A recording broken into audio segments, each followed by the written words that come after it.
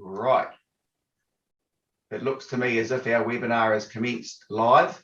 So we'll formally open the proceedings for today, where we, the Local Government Commission, are engaging with Mayor Allen and his team to consider that which is important around the principles of democracy and representation. Kia ora, Mayor Allen, and we just do want to acknowledge the mana whenua of the rohi that we're now considering, and we want to acknowledge the iwi and hapu of your area. And though we are entering your space virtually, we still consider it really important that we make appropriate acknowledgements.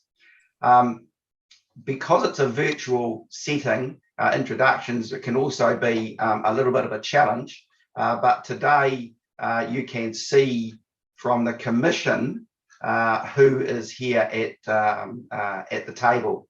And I'll just ask each of the commissioners to introduce themselves. We'll introduce the officers and then we'll formally open with our karakia.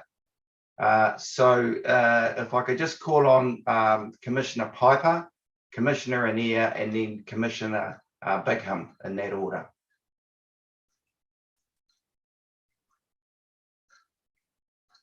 Kia ora koutou, Atabarie. I'm Sue Piper.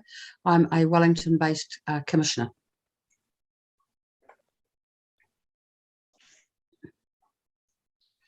Kia ora, Janie Anea Aho, and I am a Timaru-based commissioner and previous mayor of the Timaru district for 9 years and 9 years as a councillor, and I think about 7 as a local government commissioner. So great to be with you today. Tēnā ra tātou katoa, kei te tuku mihi atu tēnei he uri no ngā ruahine me te ati awa ki a koutou. Kia ora everybody, I'm Bonita Bigham. I'm the newest kid on the block in the Commission, having been a part of this awesome group for about 6 or 7 months now. And I am a 4th term serving elected member in South Taranaki, 3 as a district councillor and 1 as a community board member. Kia ora. Kia ora, Bonita. And for those who I've not met, my name's Brendan Duffy, the chair of the Commission, former mayor of Horowhenua for far too long in some people's minds, and a number of other roles. Penny, would you like, as the CE of the Commission, to introduce your team, please? Certainly. So you've really already introduced me. I'm Penny Langley, the Chief Executive of the Commission. We also have here with us today Donald Riesbos, who is our Principal Advisor, and Linda Canton, our Senior Advisor. Brilliant. So those are the introductions from the Commission's side, and we would like, if we can, to open with our karakia. And then Mayor Allen will pass to you for your introductions, and we'll get into the proceedings. So we're going to call on Bonita to open with our karakia. Tēnā no tātou katoa, ko te karakia whakatimata I tēnei ata, ko whakataka te hau. Whakataka te hau ki te uru, whakataka te hau ki te tunga, kia mā kina kina ki uta, kia mā taratara ki tai, kia hi aki ana te ātā kura, he tio, he huka, he hauhu, ti hei, mauri ora. Thank you, Bonita. So we'll pass to you, Mayor Allen, for your intros, and then we'll get into the proceedings. Kia ora, Brendan, thank you very, very much, and welcome to the Waikato. Even though this is virtual, I would have rather enjoyed to have done it in person as we planned, but circumstances change and it's a moving feast at the moment, and we have to adapt to what is happening within our country at the moment, and as which we are. So just to let you know, we are in the Waikato District Council chamber, and we've come together in here instead of doing it from our individual offices or homes, basically because we need to be able to converse with one another within the same time frame and within the same location. So otherwise, if this had been anything other than this, we probably would have just done it from our own locations. So I'll introduce who's to my left, but is Gavin Ion, CE of the Waikato District Council. We also have online Dale Siskowski, and a lot of you will know Dale. Dale has worked for us for many, many years and is our lead consultant in this, and has played a huge part in actually helping us all the way through this process, and I'm sure that he will have some valuable oversight he could give you if you so require it. Also on your screen you have Gayleen Kanawa as head of our secretariat, and she's also been involved in this process most of the way through. She wasn't initially because she wasn't working for us at that time, but she certainly picked it up and has worked on it. To my right here, who's not a, oh, here he's just coming up on now, is Anton Mars. Anton is a GIS specialist in mapping and that, has worked for us for many years, and this is his third local government review that Anton's been through, and I've been through every one of those with Anton as well. And also coming up on the screen is our COO, which is Tony Whitaker, and Tony is operating from home today. So that's my team that's here. I suppose do you want me to kick off, Brendan? Okay, so look, Alan, sorry, just one thing. Sorry, just was one point if you don't mind. Because we're on this Zoom technology, we just want to acknowledge that if commissioners' heads are down, it's not because they've fallen asleep. We have to take notes as we go. So the last thing I want to give the impression is that we're just showing off our sleep patterns. So if I just make that acknowledgement, and then yes, we're in your hands. Don't worry, Brendan, I have the same issue. So I'll try not to look asleep when you're talking to. Okay, that's the whole issue these days. Hey, look, firstly about me, I am a third generation farmer in the Waikato. So my family has been in the Waikato farming in our current location for exactly 100 years last year. So we're sort of pretty well entrenched in the Waikato. I'm in my 21st year of local government. My first 9 of those was as a councillor for Waikato District Council, and I'm in my 12th year or 4th term as a mayor of Waikato District. So I've been around a while, and I've picked up a lot of knowledge, and have been through this numerous times, so I completely understand it. Can I start off by saying that when we started this process 2 years ago, I created a team to actually do that. And what I did is I gave it to my Deputy Mayor, Axel Beck, who's an incredibly competent person who's actually will be online watching this.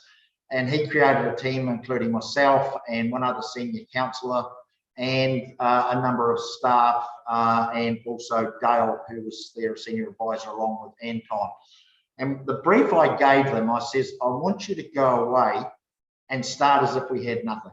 I want a blank sheet, because I took on board the feedback effectively that came from the Commission 3 years ago in 2018, that we need to go back to zero and actually start all over again, and not try and amend as we have done in the past, and as so many councils do, is to try and tweak things around the edges. I said, I don't want to do that. And one of the feedbacks that actually came out of that was around trying not to have single ward councils. That was something I made quite clear to them. I don't want to see a proliferation of single ward councils like we currently have. I want us to, where possible, create multi-councillor wards, which I thought naively would have been relatively easy. As I found out through the process, wasn't so easy. And it's probably fair to say that a large number of our community weren't altogether in favour of that option either, as you'll see from some of the submissions and some of the appeals. We had 250 submissions through the process, which resulted in significant changes to the original proposal. So the proposal we went out with and the proposal we actually finished with is huge, in my mind, was hugely different. So we really, really did listen to the submissions. We really did listen to the people, and we did that as well on Zoom. So that was over a number of days on Zoom, and we had a large number of participants going through that. So that was an interesting process, and through the deliberations, we heavily took on board all the points that people had actually raised throughout the submission process. I suppose if I want to start to talk about what makes up the Waikato district. Waikato district is known as a Tier 1 growth council. So we're up there with, dare I say it, with the Aucklands, the Taurongas and Christchurches and places like that. We're identified as a Tier 1. We're growing at double the national rate, the population growth and things like that. So that's sort of a real pressure on this organisation. We, as of probably halfway through last year, based off the Waikato University, keep track of our population stats and keep them updated on a very regular basis for us. We sat at around about 83,500 people in the Waikato district. The district is a very large rural with a number of communities, being our biggest town being Huntly, followed by Ngarawahia, and then probably nowadays it's probably Pocono, Raglan, Tuakau in that order, and a real proliferation of small and very small villages throughout it. But largely we're still 65 to 70% rural. So one of the other premises I gave, or terms of reference, in the terms of reference I gave to the team is we still need to try and maintain a rural voice. So when you look at our maps, it's still trying to protect that rural hinterland and give them a voice, considering we're also one of the biggest roading authorities in New Zealand with well over 2,500 k's of road, which means that that is the primary driver for a lot of rural people and what they want to get from their council. I'll talk a little bit more about working with Tainui a little bit later on, but first I'll just move on to some of the appeals and objections in respect to the Western districts and the Arua Maramarua, and this issue around connectivity in that particular ward and around these potentially these two mesh blocks that actually connect the dots, I suppose you might say. Now, originally the team brought that to me with that disconnect with those two mesh blocks out of it, which meant that that ward up there of the, what do I call it? Right, Maramarua wasn't contiguous. And my view was, if we don't make it contiguous, it's against the rules, I would say, or the advice that we'd received around trying to maintain everything contiguous. So I said, well, put it in there, and if the commission through appeals are of a mind to disconnect it and give that dispensation, that's up to the commission to do. But I didn't want to apply for dispensation. I wanted the commission through appeals to actually make that decision on our behalf if it was required. So that's probably the first one. So that is very much, I know for people up at the Onipira, Pukikawa area, is a point of appeal for them, and it's up to you, I suppose, to decide as to whether you think it's valid or not as commissioners to disconnect those two and make that particular ward non-contiguous. The other thing is, next one I'll move on is to the Māori wards and boundaries. Now, we engaged with iwi right at the very offset. The unfortunate thing for iwi, not all iwi are engaged with us, and we're very, very slow to come to the party. I even went myself to a presentation that Anton and myself went to at the, you may know it or not know it, is known as the Endowed College of Tainui, which is one of their great achievements at Hopo Hopo, and talked to the elders up there about it. And I said to them, at that stage, we were opposing a single Māori ward. And the reason why, and when you look at the geographic size of our district, why we were doing that is because if you were a local mayor like me and my councillors and draw a line on the map and get it wrong with different hapu, different groups, and we would be heavily criticised. So my challenge to them was, which they did take up, was one or two of them came and sat down with Anton and actually drew that line with him to actually make a northern and southern part of and create the two wards within the Waikato district. Not all hapu agreed with that, and if you can imagine, Marriedom within the Waikato is quite strong, quite parochial and quite vocal, that some people weren't happy with that either. But the fact it was drawn by Tainui, it was submitted on, and we supported that.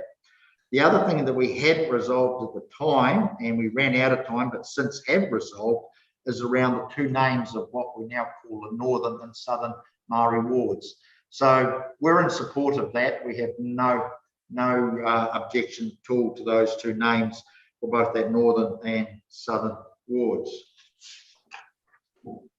Probably my next point is in relation to the Raglan Community Board, in relation to the extension of that community board in Raglan.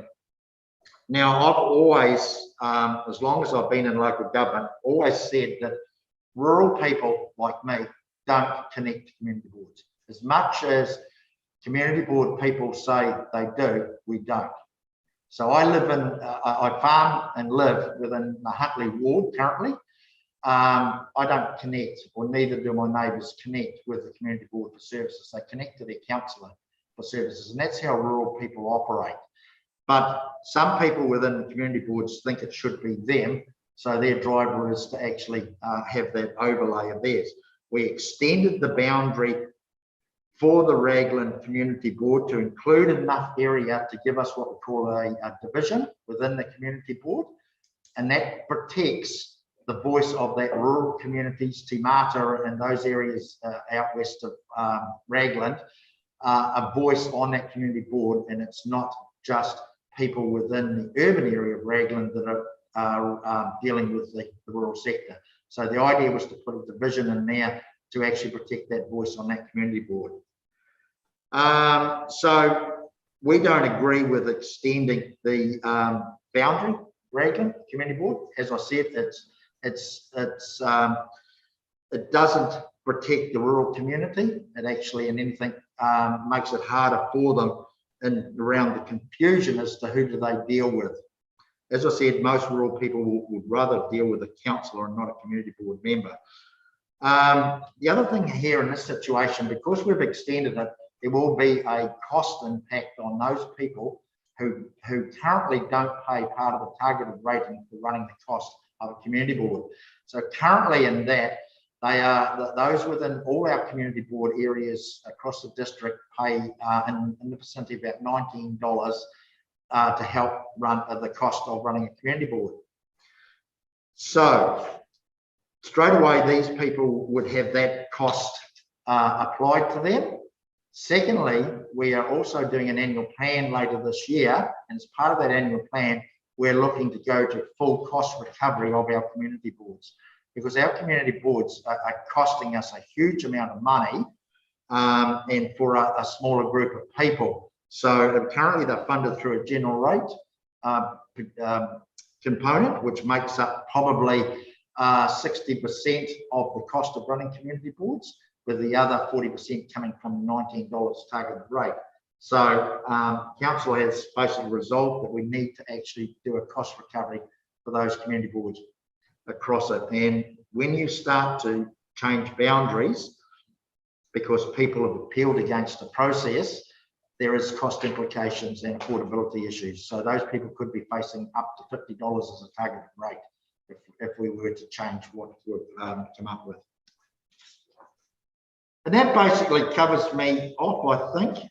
Just one thing that I just want to talk about, I don't think it's been appealed from memory, but we, as part of a split, and I think maybe Brendan and Janie will remember this last time, there was an issue with a potential split of the community board up at Tuakau. So the Tuakau board, we picked up as a outcome of the Super City restructure back in 2010, and there was an existing community board which was couched around the town and community of Tuakau, but then it went south across the Waikato River and took in a huge rural area, a colossal area of land, and residents out there. And for a number of years, the people of Tuakau felt dominated by the rural sector out of that area. So the community applied through the process to have them severed and using the river as a boundary, which in the end, the community or the rural community to the west of the river agreed to do on the basis that we created another community board for that old area, and which we have actually done. And to my knowledge, Ms. Galing tells me otherwise, I don't think there's been any appeals against that. So, but within that, we actually made 3 divisions in that area as well to protect the communities within that lot, which is Port Waikato, which will be the hub of it, Tuakau, Onewhiro, Glenmurray, and Nike. There's Waikato in there, and you know, I'm rattling off all these districts, but that's what's actually in that area. A lot of that area down in the southwest of our district, from Port Waikato to Raglan, has little or no population in it. It is predominantly made up of very, very large farms, ranging from a couple of thousand acres up to, I think the biggest one's about 7,000 acres. So when you look on the map, there's a huge area of incredibly low to no population in a lot of that area there. You may think, and that's why that ward is so big, because there's nobody home there. And it makes it hard to get the population we need to make things work. That probably sums me up, and I'll hand it over to Gavin now. All right, commissioners. So this is a very detailed, on your screen is a very detailed timeline. So I'm not going to go through it point by point. I think the important thing is that we did follow a very robust process. And whilst we officially kicked off the process in May 2020, the reality of it is that already the Mayor had already appointed Councillor Beck to lead the process. We already had people in place and had already started and had some discussions as well with through our joint management agreements committee with Waikato Tainui. So we'd already been having some discussions about the process anyway. I guess that's probably a key point that in the early stages, when we were talking about Maori representation, we had some initial discussions, and at that stage we did not support, or the council did not support, having separate Maori wards. But following the legislative change to remove the option for a poll, then the council did review its decision and decided in May last year to actually go with Maori wards. So that was a fairly key step in the process. So as we went through that, we were having meetings through our joint management agreement with Waikato Tainui, so they were aware of what we were doing and thinking that we had.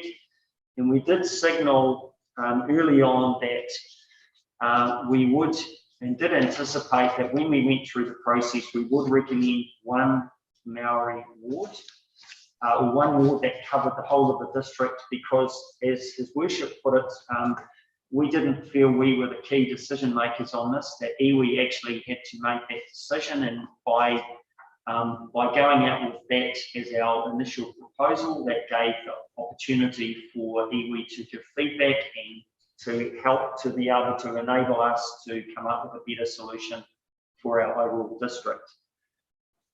Okay, in terms of the process that we undertook, again, hopefully the feedback you're getting is that we did listen to our last review in 2018 and took on board comments that were made. And so we did A, start the process early, and B, go through a fairly exhaustive process. So we did obviously a comprehensive investigation of communities of interest.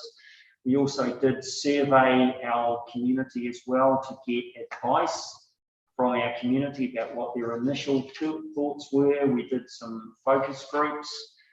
So we did look at different ideas in terms of, before we did anything around putting together an electoral map or maps, etc. So more boundaries. So we did all that up front. We also obviously were utilising most up-to-date population growth statistics that we could. and looking at what the impacts of that would be on representation, and also trying to ensure, and look, I've got to be honest here and say the Waikato district is challenging in terms of being able to align ward boundaries to community boundaries. But we did our very best to try and do that. Also, as his worship referred to, consideration of more multi-member wards as well as other options that we looked at. Okay, so the next slide, just that actually does allude to the discussions we had with Mana Whenua and iwi. Also covers the community survey that we undertook, which covered 17 questions. We got 394 contributions in response. That may not sound like a lot, but actually it is quite a lot in the context of some of the other consultation processes that we follow. And then we also got some, I guess one of the challenges we face is sitting between two major cities. We get comments around and obviously have to factor in the impacts of those cities in terms of communities of interest and all those sort of things. Galen, can you quickly rush and fix the screen up for me? Otherwise, we're going to cut out in a minute. In terms of community focus groups, we had a mix of businesses, community groups, community boards, community committees. So we did try and get a very good mix and also learn from previous experience. So we did have. Lost the Zoom. What's happened? Oh. Well, I don't know what's happened. What's the Zoom webinar at the end, I hope. Okay, sorry, we lost you for a minute. And also we did also involve previous submitters in the community focus groups because we were trying to get a good rounded response and get a good understanding of what people were thinking. In terms of the Maori seats, I've covered some of this already, so I'll go through this reasonably quickly. So explained why our initial proposal was for one district-wide ward with 2 councillors. We also, we obviously following the submissions and the process, we split that into 2 wards, but based on the advice we got from iwi and from Mana Whenua, the challenge we had was being able to get agreement around names. So in the end, we were unable to do that. And that is why we are totally supporting Waikato Tainui's appeal and the names that they have put forward as part of their appeal. In terms of the initial proposal, it was developed from feedback we got from the early engagement, also utilising 1st of June 2020 population statistics for our district.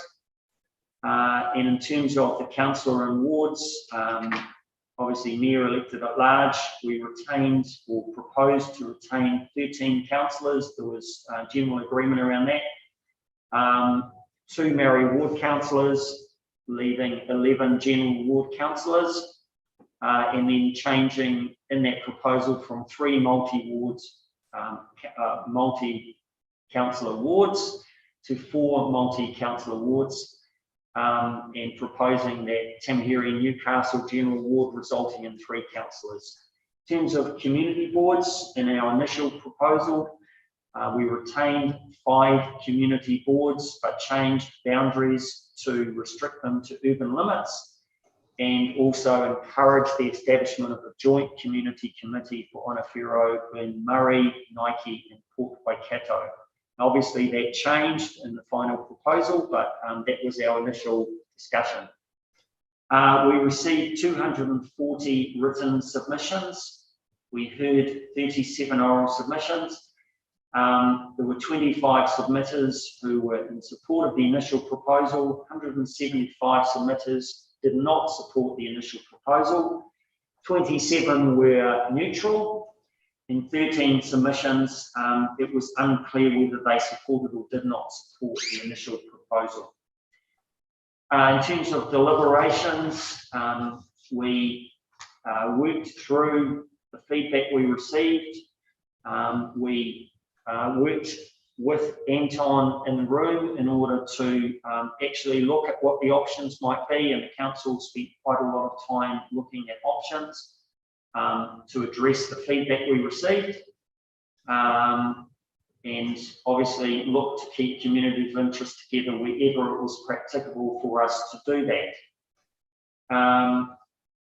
In terms of community board issues, consideration of requests around community board boundaries, and that obviously has come through in the appeal process as well, and the request for a rural community board in the West, and that is something that the council agreed to, and was part of our final decision.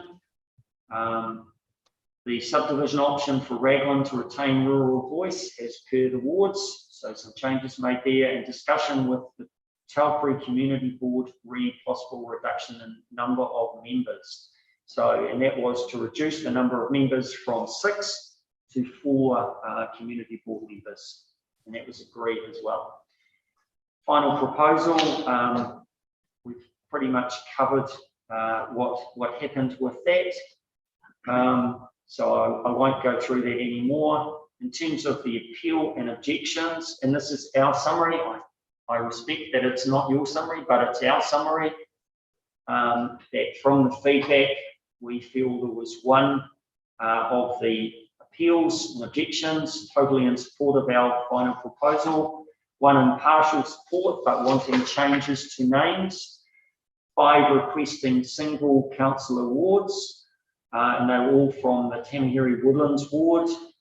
One of these also commented about there not being enough councillors. 3 objections or appeals requesting Te Mata and Te Uku to be included in the Raglan Community Board area. 22 were opposed to splitting communities, mainly around Onawhera and Pikawa, but also the Mercer Airfield and surrounds. Federated Farmers New Zealand proposing non-contiguous ward for Awaroa Maramarua General Ward. The Raglan Community Board didn't understand the rationale for subdivisions, and if they proceeded, they proposed an extension to boundaries in non-contiguous rural subdivision.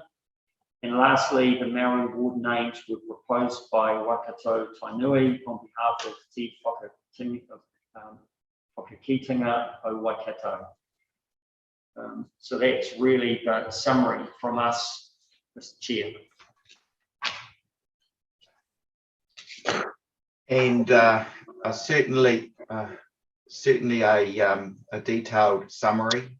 Well done on the presentation, guys. That's given us a fantastic overview, and quite possibly has negated some of the questions that we might have been preparing to ask. So essentially what we've got now is an opportunity for commissioners to seek points of clarity where practical. We'll then proceed into hearing from those members of your community who are going to submit this morning. During that process, we might want questions answered, so you guys will take notes, and in the right of reply, there's an opportunity to pick up key points that we might want to see any clarity on. So I'm just checking the time. We're not going too bad, actually. Questions, specific questions that commissioners want to nail down. Can you just give me a signal and go? Sue, do you want to kick off? Sorry, Commissioner Piper.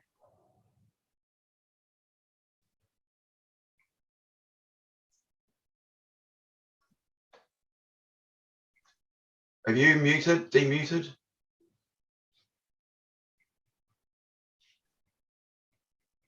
So you're not, we can't hear you yet. You're still muted.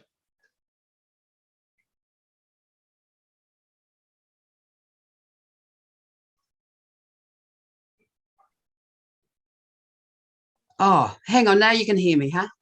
Funnily enough, yes, yeah. Oh, yeah, no, no, I've got you on a tiny little box. I just starting with that Northern Ward, a couple of questions. One is that given the criteria for exceeding 17% includes a reference to isolated communities, it'd be good to hear a bit more argument addressing that part of the criteria. And secondly, I wonder given the growth patterns you're expecting in the northern part of the district, I'm wondering whether that 17% has got the capacity to continue to increase over, say, the next 5 years in terms of the relationship with the growth of the urban area. So I hope you understand that. But I am interested in some more discussion about why we should agree to over-representation at 17 and nearly 18%.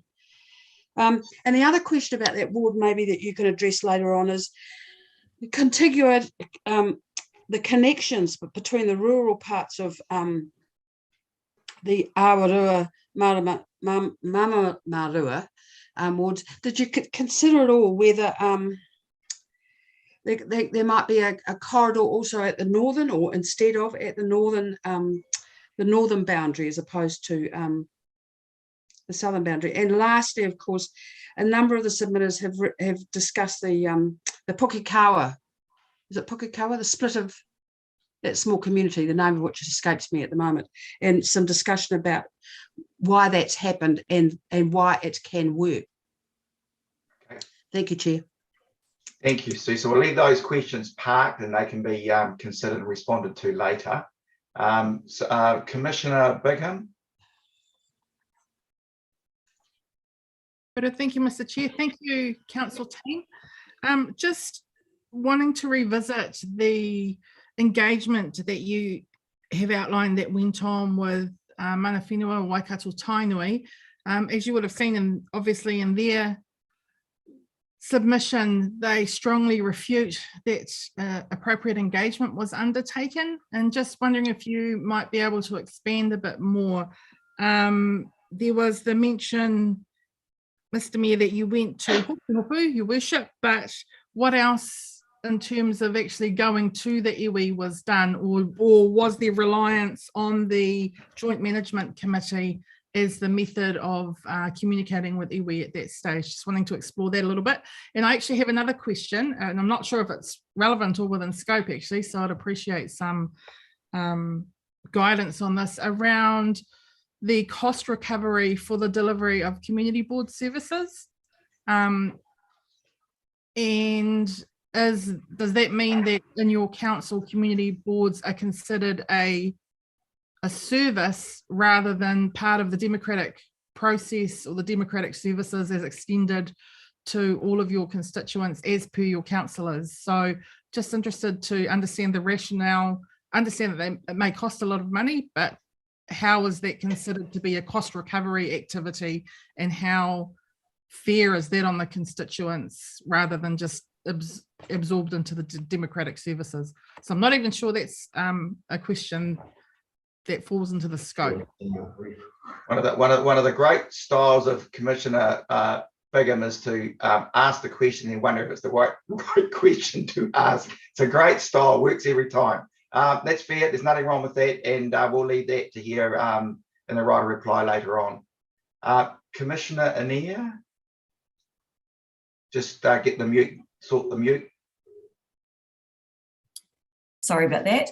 Just wondering if you could just elaborate on your thinking re the Mercer Airport and why it wasn't. You want me to answer that now? Yeah. Because we're accumulating that many questions here, I can't keep up with them, and I'm looking at some of them, which I would suggest are perhaps a little bit out of scope. But I don't mind answering them, but I'll consider them to be out of scope. In relation to the Mercer, it's not an airport, it's an airfield, firstly, so it doesn't have daily services, it doesn't have anything. So it's a remote airfield out on the Whangamarino Plains, out in the swamp, in a very, very rural, isolated area.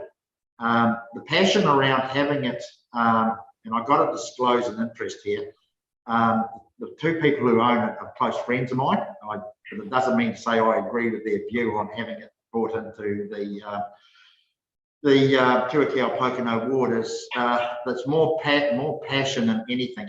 The rationale behind it is they own property in Pocono, they own not in Pocono, in Mercer, they own property in Tuakau, and they're very passionate about what they do. But in effect, it is just a rural airfield that has the occasional plane, unless they're running some sort of an event there, which may be skydiving or something like that.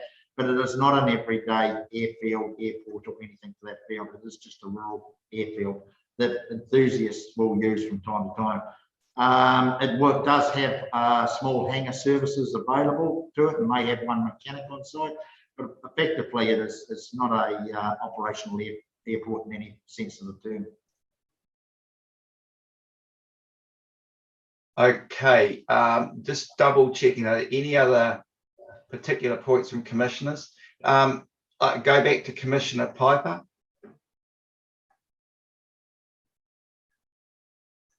Thank you, Chair. Just pausing quickly on the Raglan Community Board. The appellants asked for some other mesh blocks to be included, but you're suggesting we don't. You're suggesting that's not required, and from your presentation, I hadn't picked this up in the papers, but I got the impression that some of the new part of the boundary is rural. Yes. And that so why is it okay for those rural properties to pay this service fee when you think it shouldn't extend to the rural area because, well, for the reasons you outlined. And lastly, also, I think, as from a technical point of view, maybe this can be, I'm sure this can be done in a wash-up after the hearing, but if we're going to agree, we need the mesh blocks and the estimated population for the extension area. But I'm sure the officers and officials can work that one out. So, yeah, and lastly, what are the factors? Well, it goes to that heart of why some rural in and some not, and that would answer that's my question. And my last one is the Tamahiri General Ward. Did you consider single ward councillors there, notwithstanding the principle that you're establishing for multi-member wards? Thank you, Chair. Okay, we'll just go back to Commissioner Anea.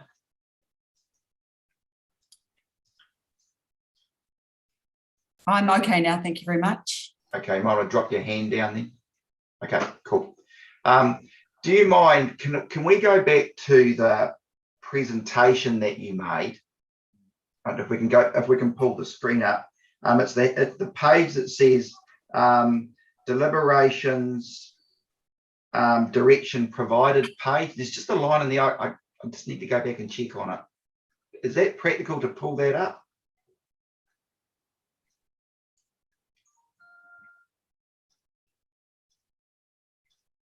It's about the fourth to last, somewhere around there.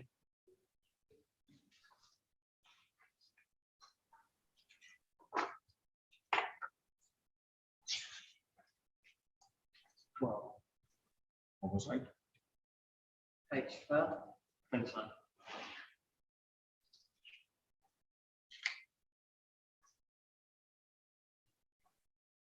Darlene's trying to find it. Yeah, if you don't mind.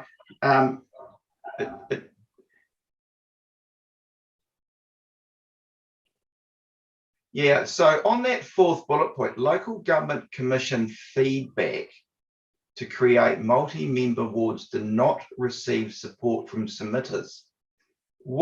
I'm just struggling with that. What does that mean? Well, basically what it means is, I'll go back to what I said initially on the onset, was that we took on board as commissioners what you told us in 2018 to try and create multi-council wards. So what's happened is a number of people, and I alluded to that earlier on, didn't necessarily support that option. So Tamahiri, and look, I don't expect any of you to understand Tamahiri. Tamahiri is a very small, but very intense country living area to the south of Hamilton. So it's full of what we call lifestyle blocks or 5,000 square metre lots. So there's a lot of people that live in there. So the ward itself is incredibly small, but it's still rural, I suppose, in its sense. Yeah. The community, one or two people within that community didn't support the fact that they may be across the road and may be connected to areas like. Okay, I've got it. Thanks, Alan. That helps. Okay, I think that the commissioners have dialed out the questions for the moment based on the presentations made, and clearly your presentation, your verbal presentation this morning, I think has tidied up quite a number of additional questions that we'd anticipated we might have wanted to ask, having read the original papers. So we'll now move and just take guidance from our CEO as we introduce those individuals who have chosen to speak. And John Burns is first. Yes, that's correct. John is here with us. So just take me a moment to bring him into the meeting with us. Sure. I'll do that now. Thank you. And commissioners, while that's happening, you might want to go to page 70 to find that submission.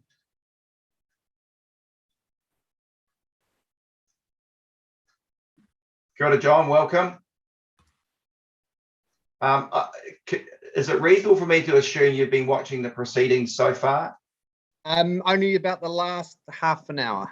Okay, no problem. So just so first of all, welcome, and you'll see on the screen there we've got the commissioners who are the decision makers, and I'll identify them for you. So you'll see Commissioner Piper, Commissioner Bigham, and Commissioner Anea, and myself as chair. So we're the commission responsible for making the decisions, and then also the officials from the commission. You'll be able to see there Penny Langley, Donald Reesabos, and Linda Canton. So those are the three individuals from the commission who are our officials and advisors, and the remainder on the screen are your team. They're from your side of the fence.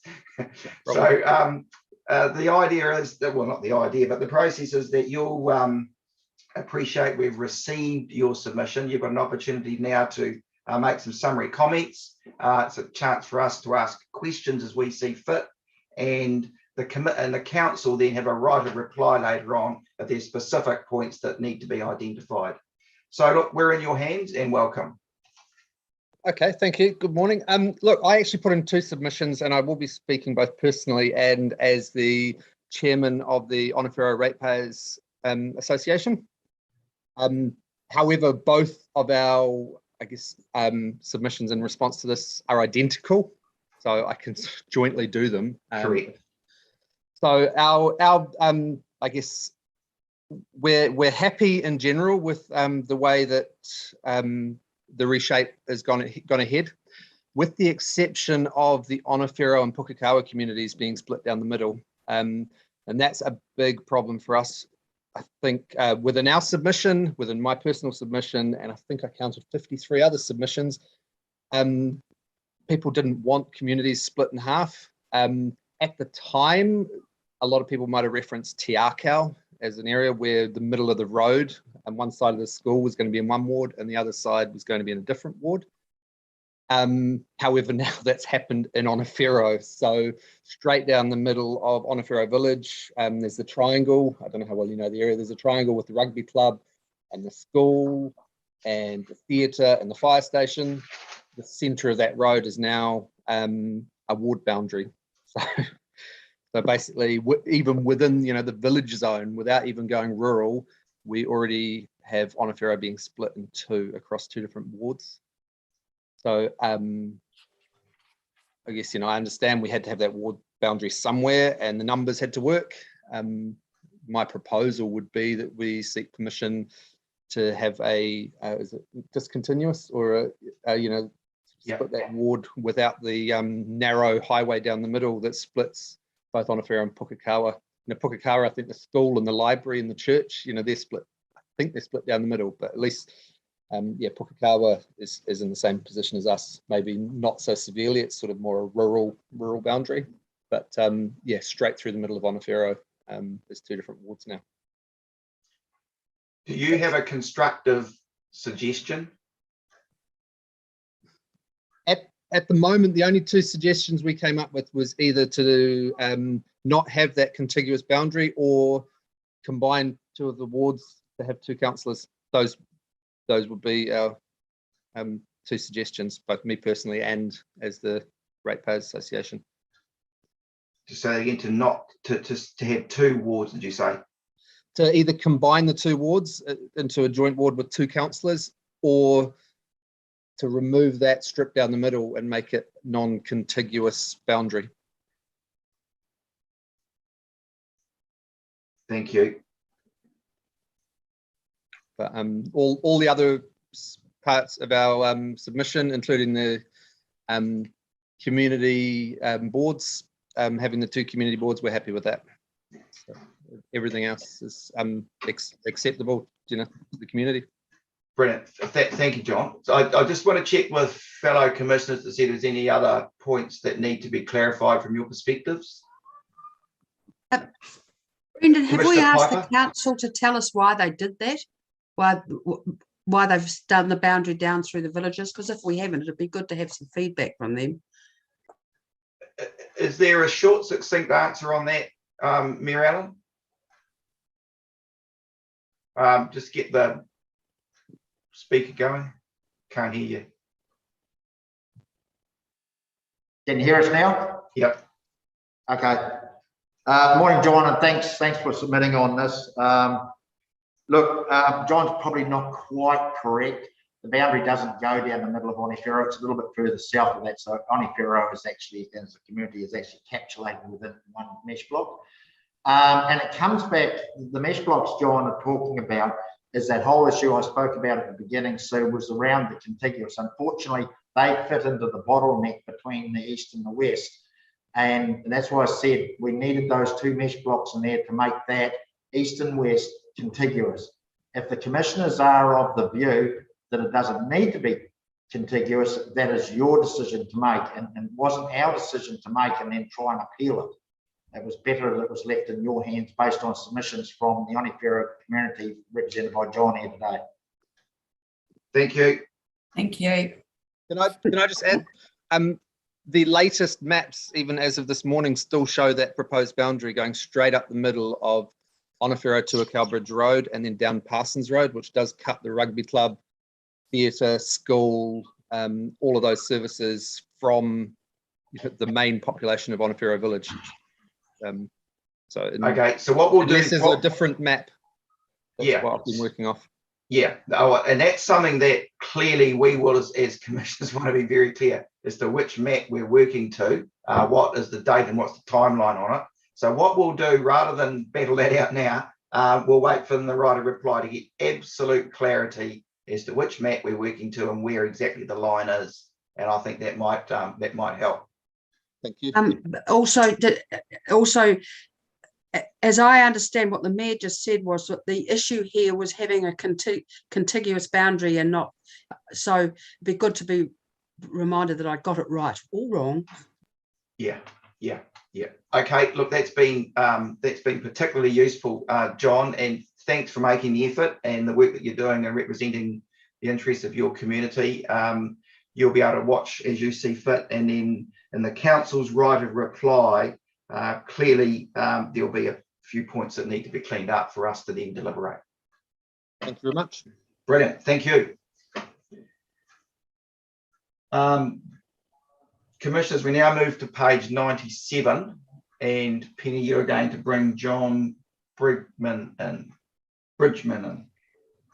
Yes, I am. Just give me a moment. Thank you.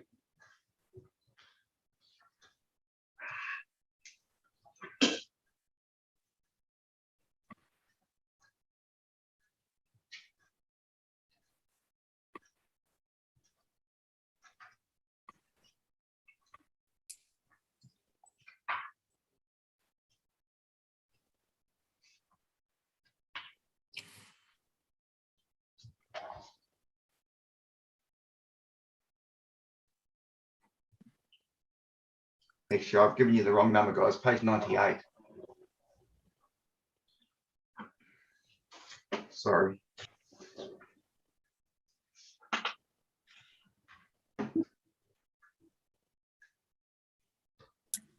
John should be with us in just a second.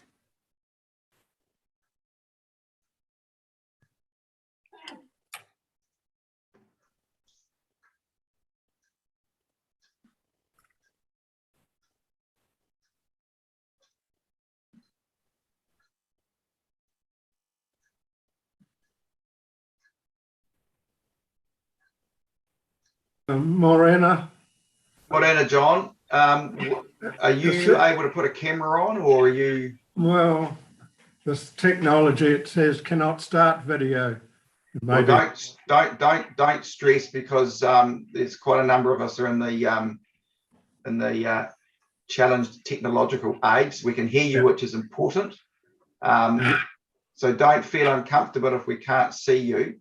No, thanks for it. I can't do the acknowledgement, but yeah, thank you. No, I can see everybody else and hear everybody. Great. Okay, so you can see, rightio, that's cool. So have you been watching so far? I just watched the previous one there for about 5 minutes there, so. Okay, so you've got a bit of a sense. So essentially, you're an opportunity to summarise your presentation, which we as the commissioners have already received. And I'll just point out commissioners for you on the screen. You've got Commissioner Sue Piper, Benita Bigham, Janie Anea, and myself, Brendan Duffy. And then you'll see on the screen representatives from the Commission office. So the CEO, Penny Langley. Where's Donald gone? Donald Riesebos and Linda Canton. And then the rest of the team on the screen they're from your side of the fence. I'm not doing their introductions. So we're in your hands. Yeah, thanking you. This is my own private submission there. I was chairman of our district committee, Gordon District Committee, for a number of years there. But anyway, the first one there was my objection, and the first one there was that the proposed one, we didn't have any boundary with Hamilton City. Well, that's been resolved now with the new proposal. So the next point is that the new proposal, Gordonton will be in 2 councillor wards with Tamahiri, whereas the initial one there was with Wairanga there. And I believe there that we should split the 2 councillor ward there to be Tamahiri on its own, and Gordonton and south with Eureka, Newstead, and all those on a separate one there. My point was that Tamahiri, there is a country living zone there, which is quite different from the rest of the rural ward there, of that one there. So that was my proposal there, that they split it. I can't see the point of having a 2 councillor ward actually, and same as there with the initial proposal of the Wairanga one too.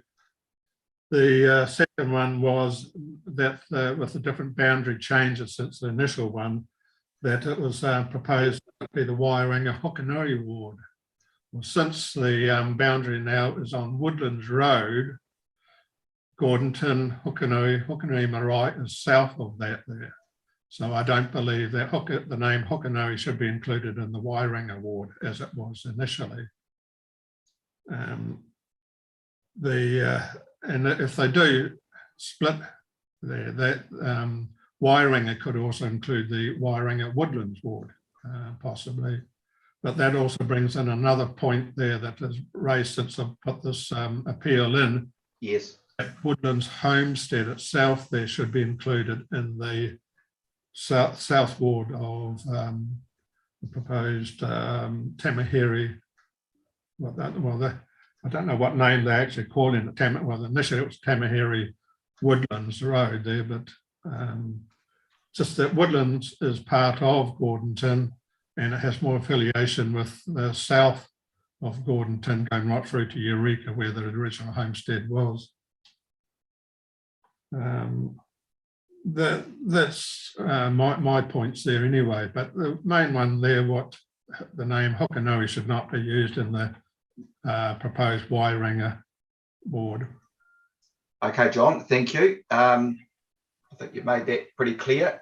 Just checking with commissioners if there's any particular questions you need to ask, or is it pretty clear? I think it's, John, I think it, yes, so all commissioners are comfortable with the observations that you've made. You've made those points in your original and you've reiterated them here. So we've got the challenge now of considering later on, and we'll deliberate in due course and make our decision. Thank you. And I'm just pointing out there that Gordonton was initially called Hukanui. And when they proposed a post office way back there, they found that there was another Hukanui post office down. Gore. No, that's Hokanui. Oh. Hukanui, this Hukanui there was between around Ekatahuna way, down in there. There's no there now. So Gordonton would get changed back to Hukanui, I don't know there. But just the other one though was whether Woodlands Homestead could be included in this proposed southern ward there. On the grid there, there's two blocks that I haven't included, one's 70 and one's 50 people. So whether that could be, that would be nice if I say Woodlands can be included. Thank you very much. No, thank you, John. And we'll be asking for commentary back in the right of reply from council as to what they feel may or may not be able to be accommodated. Thank you, John. Thank you. Right, I think we're holding to time incredibly well. So we're now, the next call is for Liam McGrath, who is the chair of the Mercer Community Committee, and we're going to page 84, commissioners.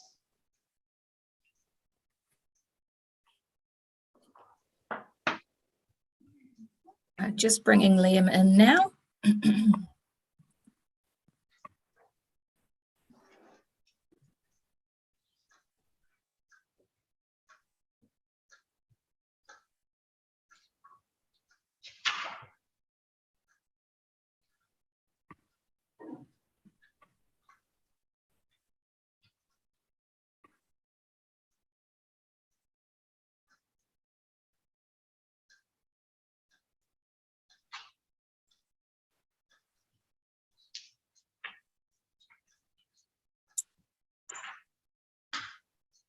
I'm just having a bit of technical trouble getting Liam to come into the meeting from being an attendee to being a panelist.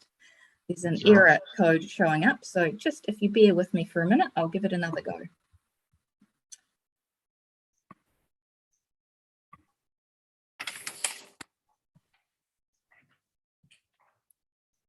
It looks more successful this time. Fingers crossed.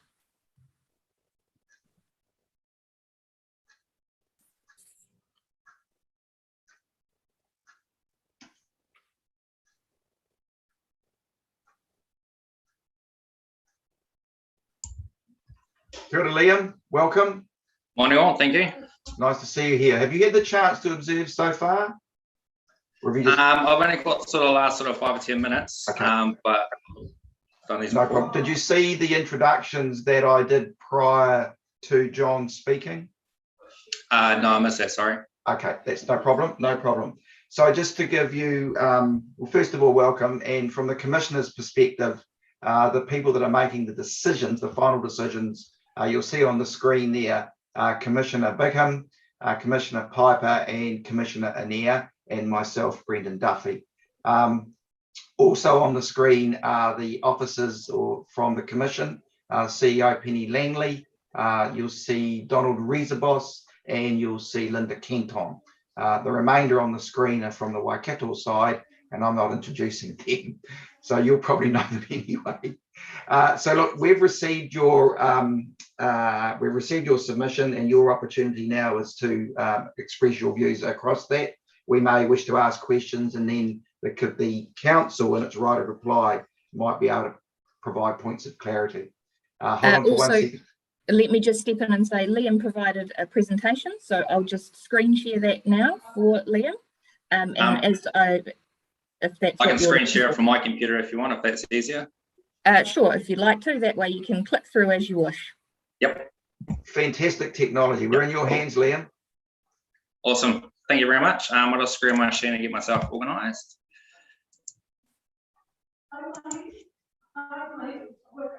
Everyone can see that? No. Yes. Yes. Cool. Good morning, local government commissioners, His Worship, councillors, ladies and gentlemen. My name is Liam McGrath. I'm the chairperson of the Mercer Community Committee. If you have any questions throughout the presentation, can you please hold until the end? I'll be covering the following topics from the committee submission on the representation review: commendations, representation information, council representation, and ward boundaries. Commendations. At the beginning of the representation review, this current ward boundary layout, to have regressed to the initial proposal and to have created this final draft is no mean feat. A lot of hard work has gone into ensuring fair representation for all wards and councillors. This includes the addition of multi-wards and multi-ward councillors. Waikato District Council have taken on board the recommendations from the previous Local Government Commission's 2018 report and undertaking a comprehensive investigation of the district's communities of interest. To have listened and taken into consideration the concerns raised in the submissions and the subsequent hearings, I applaud the council. Representation information. As stated in my previous submission, the ward population tables are confusing and has inaccuracies. Estimated population compared to councillors, compared to population per councillor with 10% deviation does not add up.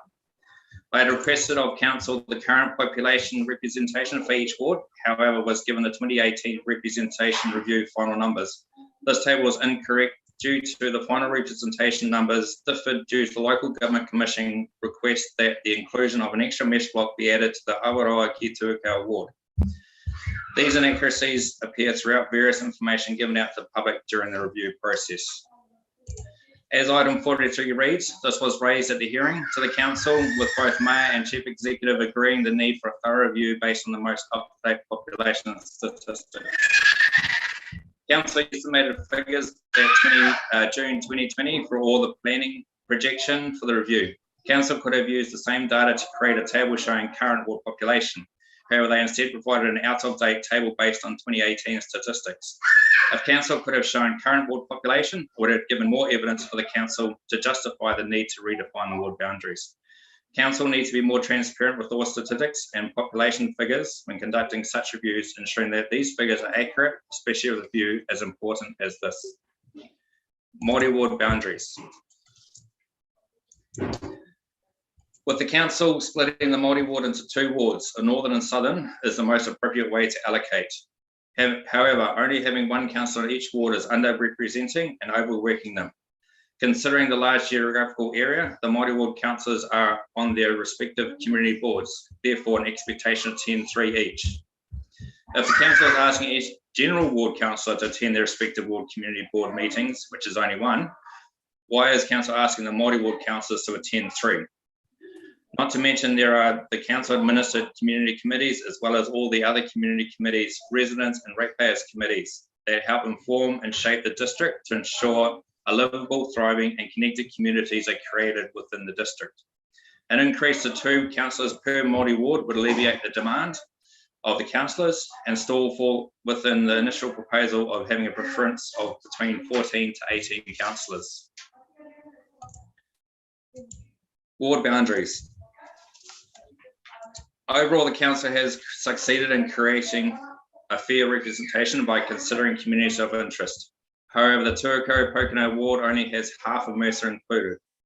As it was from the last reputation review, Mercer was spread over 3 wards.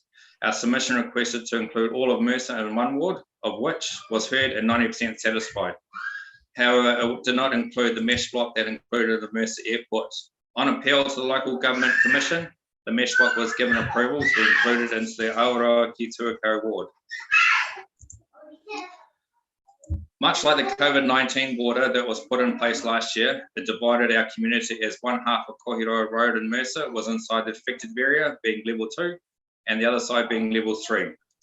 The way the council has placed the boundaries, which I am aware that mesh blocks have a large impact on where the boundaries are placed, they are again dividing the urban from the rural Mercer community by not including the mesh block that the Mercer Airport is in. It is considered by the community to be of great value to Mercer, not only to include those residents who identify themselves with Mercer by attending our monthly meetings, but also the tourism hub and opportunities that has direct links to the township. From a historical standpoint, the Mercer Community Committee is once more requesting on behalf of the community what has been done before, and hope Council would have learned from the previous review and subsequent submissions from Mercer, that the Council include the mesh block that incorporates the Mercer Airport into the Tuakau-Pokeno ward to ensure Mercer is a connected community. Given that the Tuakau-Pokeno ward proposed variation is minus 4.65%, the inclusion will not impact as much as it did last representation review.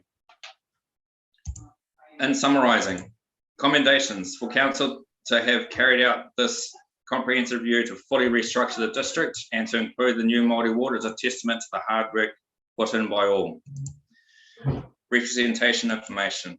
Consistent inaccuracies in out-of-date populations figures hinder the general public from having all the information to make well-informed decisions on the review. Clarity, transparency, and up-to-date population data needs to be provided by Council. Māori ward councillors. Increase each Māori ward to 2 councillors to alleviate demand on these councillors. Ward boundaries. Include the mesh block that the Mercer Airport resides in to ensure Mercer is a connected community within the Tuakau-Pokeno wards. If you have any questions, I'll just sharing my screen. Well done, Liam. Thanks very much for a brilliantly prepared and succinct presentation. Thank you. Fantastic. Commissioner Anea. Muted? No, I'm not.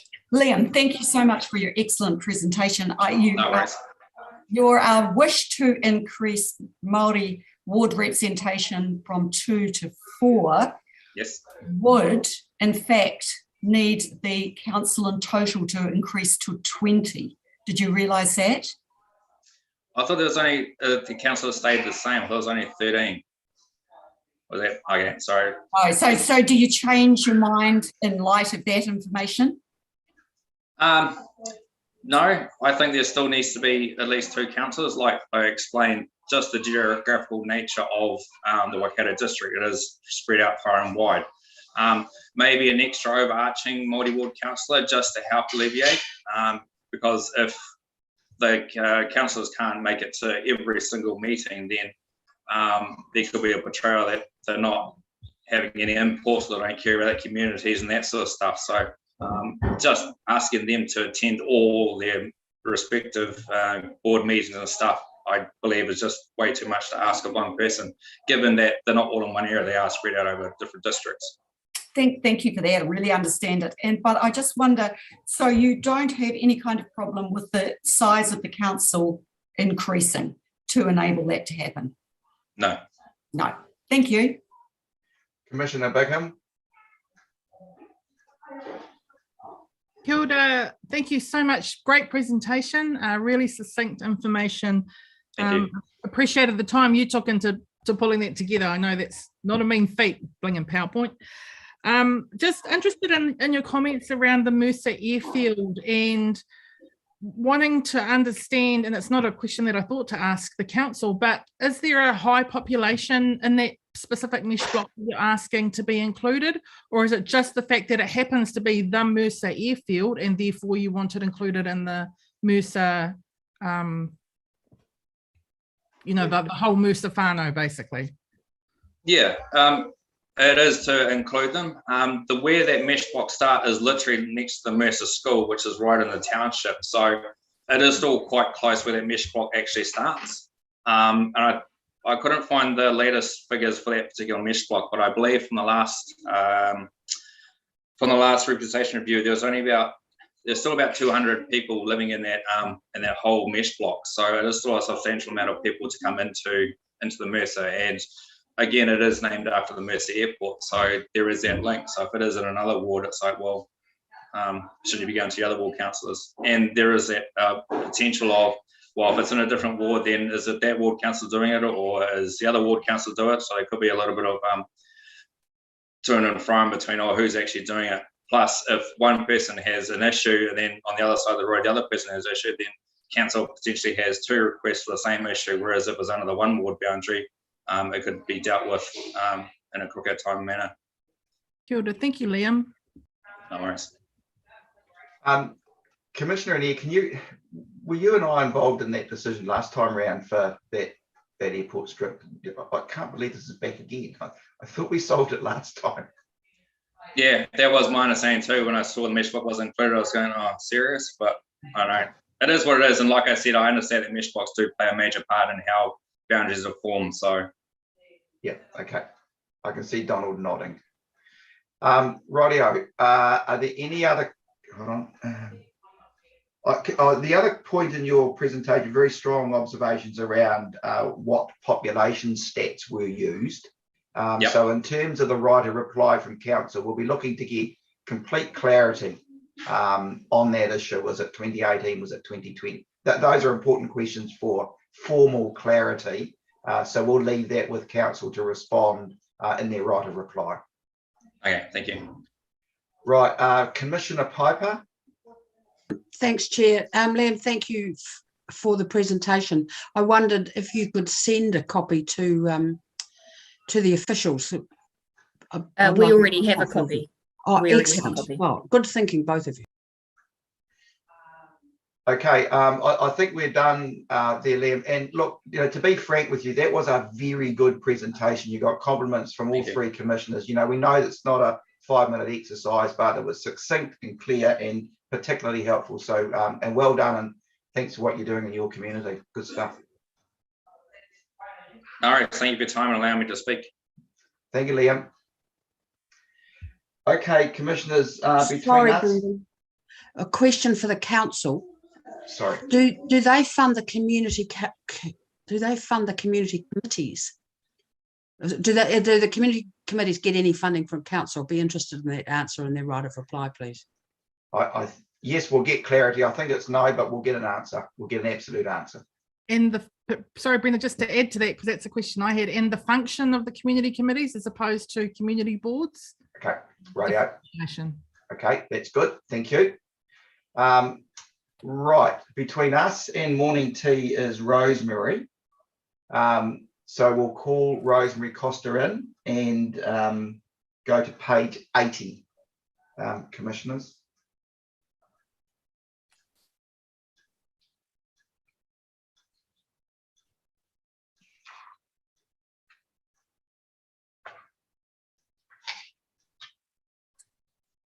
'81 on mine for some reason.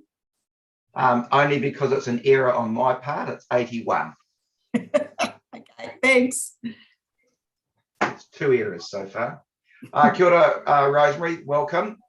Have you been observing so far? So you've seen the introductions and things? Yeah, yes, I have. Fantastic. Okay, so rather than repeating myself, we'll welcome you on board and confirm to you that we've got your written submission and we're open to hearing what you have to say. Great, thank you. Good morning to you all. My name's Rosemary Costa. Along with my husband and 2 children, we live in the, we dairy farm in the rural community of Onewhero, North Waikato. I've lived in the area for 20 years and our family has strong ties to the community. I've served on the school board of trustees for 7 years, with 6 of those as chair, served on the Residents and Ratepayers Association for 15 years, and also spent 3 years as the Onewhero Te Akau Ward Councillor for Waikato. Onewhero is a vibrant farming rural community. We have our area school and our rugby club, which doubles as our community hall at the heart of our community. Pukikawa is another vibrant community, which has significantly grown over the past 10 years from a farming community to far more of lifestyle blocks. Market gardening, dairying, sheep and beef and forestry are core industries in both areas. And both Pukikawa and Onewhero rely on Tuakau and Pukekohe as their service towns. Onewhero has an area school and Pukikawa a primary school. Students from Pukikawa transfer to Onewhero at year 8 to finish their education. By my count, there were 53 submissions asking council not to split communities in half. Glenmurray and Te Akau were many times given as the examples throughout the submissions, as both areas were literally divided down the main road and put in separate wards. I do understand there has to be a boundary somewhere for every ward, but submit to you that the boundary should never dissect the heart of any rural community. I understand the plus or minus 10% compliance requirement, but do also consider this requirement far less important, within reason, than keeping rural communities strong, engaged and united. I understand that other areas such as Akaka, Tuakau and Hunua have common interests and that they share a boundary with Auckland. And I also understand why council elected to join Akaka to the Maramarua ward. However, this should not be done at the expense of Onewhiro and Pukikawa, who have literally had pieces carved out of each community solely to boost numbers in the Awaroa Maramarua ward and make it contiguous. I also wonder if it was possible to join those two areas, Akaka and Maramarua, via the northern boundary rather than the southern boundary. All of those areas in the north share a boundary on Auckland, so have far more in common than us over the river. Under the final proposal, Onewhiro Area School, Pukikawa School, Onewhiro Rugby Club, which is the community hall as well, and the Pukikawa Community Hall are all now positioned in the Awaroa Maramarua ward, along with about 1,500 Onewhiro and Pukikawa residents by my calculations. If you add those 1,500 odd residents back into the Onewhiro Te Akau ward, there would certainly not be a 17% discrepancy. So I was looking on council's mapping tool last night, and as of last night, that clearly showed that part of Onewhiro and part of Pukikawa have been split and are in another ward. So I'm not sure about Mayor Allen's comments about it not being split. So we're all basing everything on the maps that were provided to us in the final review. But we also understand that generally wards need to be contiguous, but I do believe there is a process that council could have undertaken to have a non-contiguous ward rather than splitting our two communities. The Waikato River has served as a natural boundary between Tuakau and Onewhiro for many, many years, and I see no good reason that it should not continue to do so. Council's initial proposal stated that they must consider communities of interest and they must be fairly reflected. By dividing both Onewhiro and Pukikawa and placing part of each community in a ward that, while still rural, does not share community facilities, has no transport links, and stretches all the way to the east coast, thereby alienating those residents from the area they know at election time. In reading the 2021 Representation Review Guidelines, I noted that clause 5.19 says that as far as practical, certain areas need to be considered when determining effective representation. Two of those factors were not splitting recognised community of interests between electoral subdivisions and not grouping two or more communities of interest that have few common interests. And yet, this is exactly what council have done, in my opinion, to the current Onewhiro Te Akau ward. I was also somewhat disappointed in the name change. Originally, Port Waikato General Ward was proposed, and that reflects who we are, but the Western Districts Ward really could be anywhere along the West Coast. I would also like to raise my strong concern that council was less than honest with their consultation regarding removing Onewhiro from the Onewhiro Tuakau Community Board. Council's consultation document stated on page 21, and I quote, "We will meet with the relevant rural communities during the submission period to gauge and collect their views on this issue." The consultation document also stated the proposed change to the OTCB reflected the feedback from the urban sector of the community. In summary, Council met with the urban community and completely ignored the rural community, failing to fulfil their written commitment to do so. Thanks very much for allowing me to share my thoughts with you. Okay, Rosemary, thanks for the presentation. Can we get a copy of that? Lee, who would you like me to send it to? Penny, what happens to? We need to get a copy of Rosemary's presentation.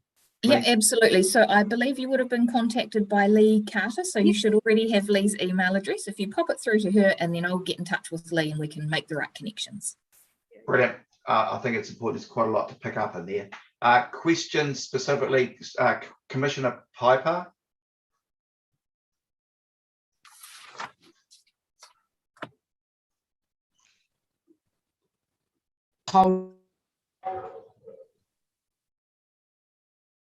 So we can't hear you yet, mate.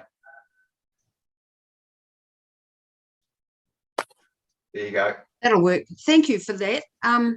Painted a very interesting picture. Where are the bridges on the river? The main bridge for us is the Tuakau Bridge, which is about 6 kilometres from where we are. Mm. And one of the boundaries actually runs down our road. So everyone to the east of me is in the Awaroa Maramarua ward. Currently. Yeah. So is that the only bridge That's that you use to go, or somebody else would use to go to other parts of the ward? Well, there's the Mercer Bridge further down. Of course, there is here. Mercer further Yes. down here. I guess it may be a question for the council. What are the travel times from the western part to the eastern part of the ward? But thank you, and thanks for the presentation. That's been very helpful. Okay, fellow commissioners, you all good? Commissioner Bigham. Kia ora. Sorry, I forgot to put my hand up. Thank you for that, Mr. Chair. Thank you, Rosemary. I really appreciate hearing from someone who's been embedded in the community for a long time. So thanks for your submission.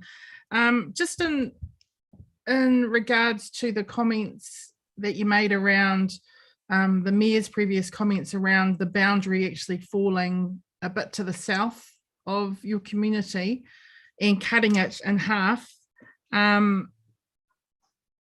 The Mayor's comments referred to it was the previous submitter talked about the boundary was still cuts out a school, a rugby club, that sort of area.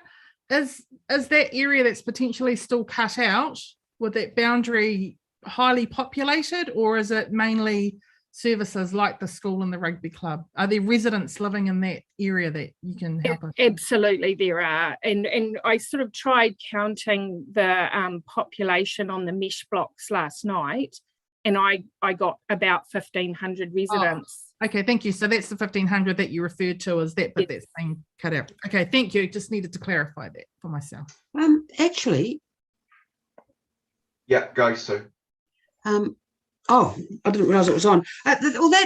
One of the alternatives, of course, would be to have one ward go back to one ward for that whole area, because given the population differences between the rural and the urban parts. So what would be your feeling?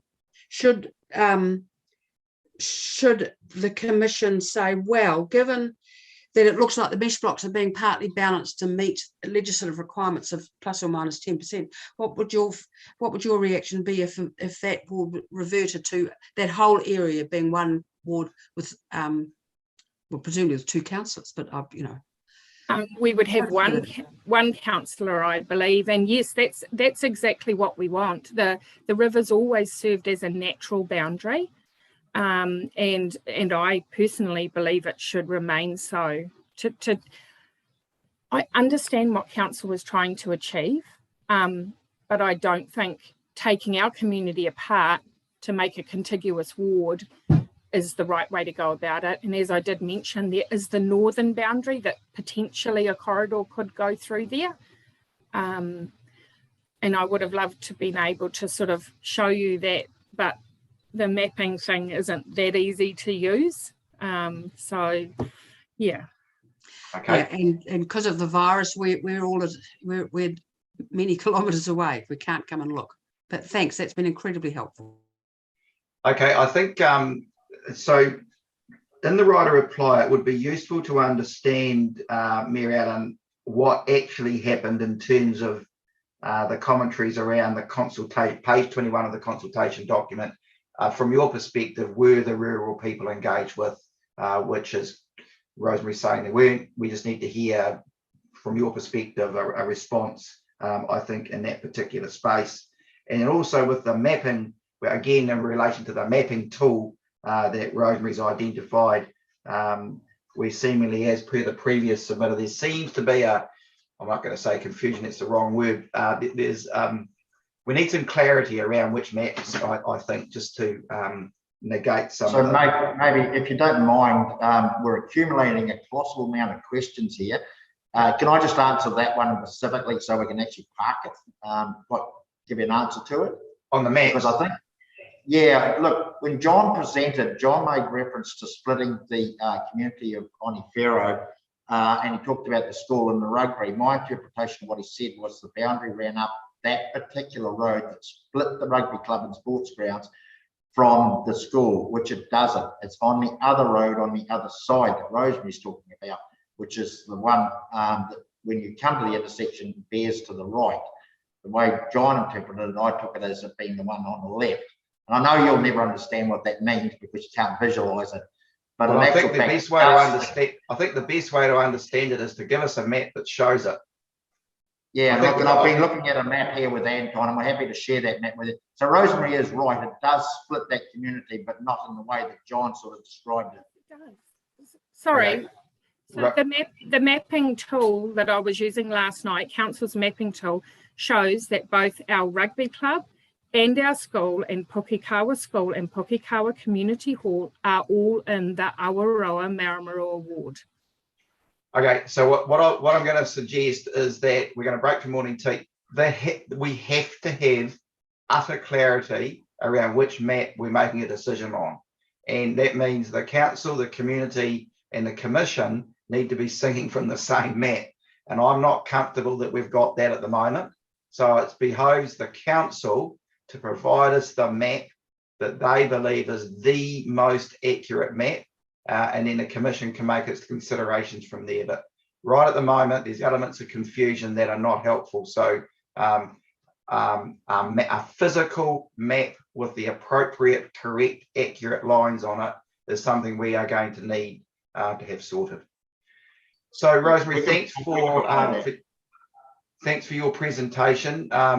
And thanks for observing, and also as commented earlier, thanks for the work that you do in your community. Clearly you have a long-standing governance role, so thank you.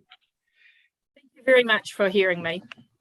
Okay, look, I think we're online to take a break. Are we running late? Yeah.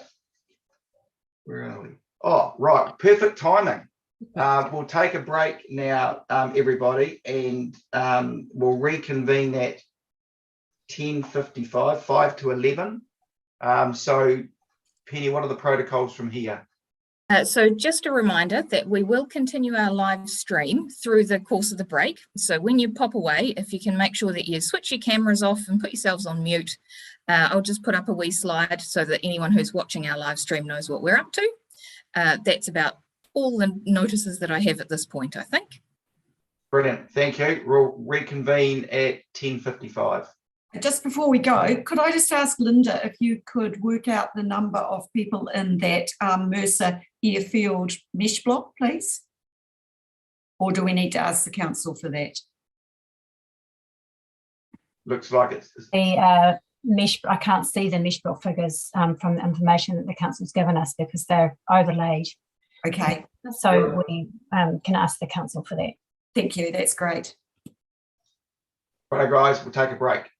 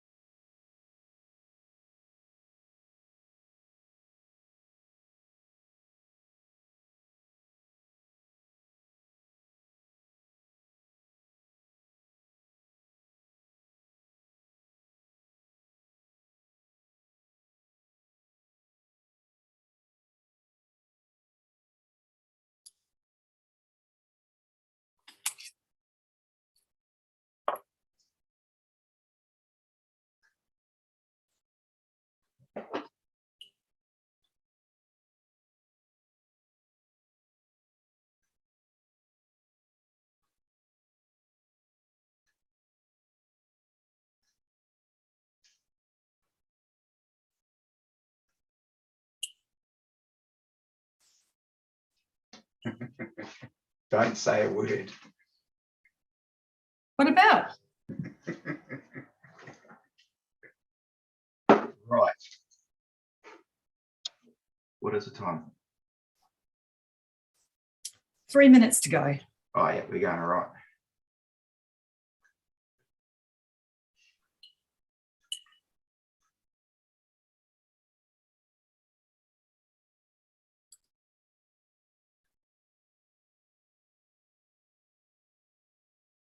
You all good, Penny? Yes, I think Yep. so, Brendan. Perfect. I'm just having a look at our attendees list to see who we've got there in terms of our next speakers, and I think we're all on track. I can see Hilary and Bruce, so that's very promising. Brilliant.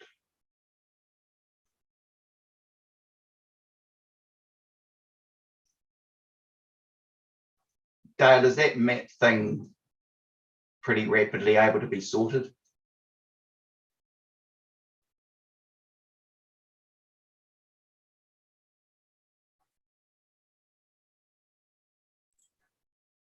I have emailed Gayleen to ask them to confirm which map it is that reflects the final proposal. Okay, okay, okay.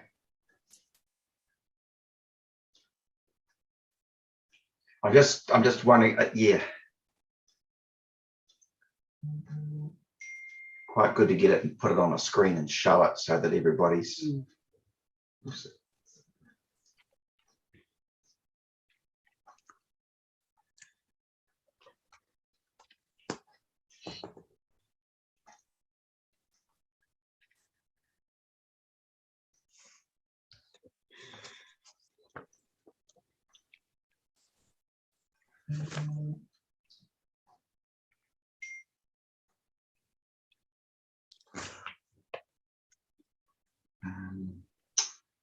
Right now.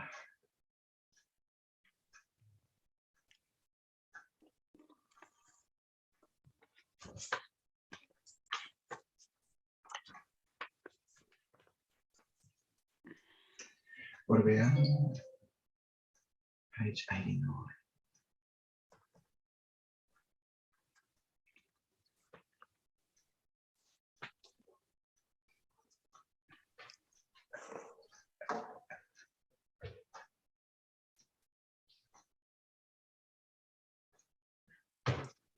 Bruce Kim.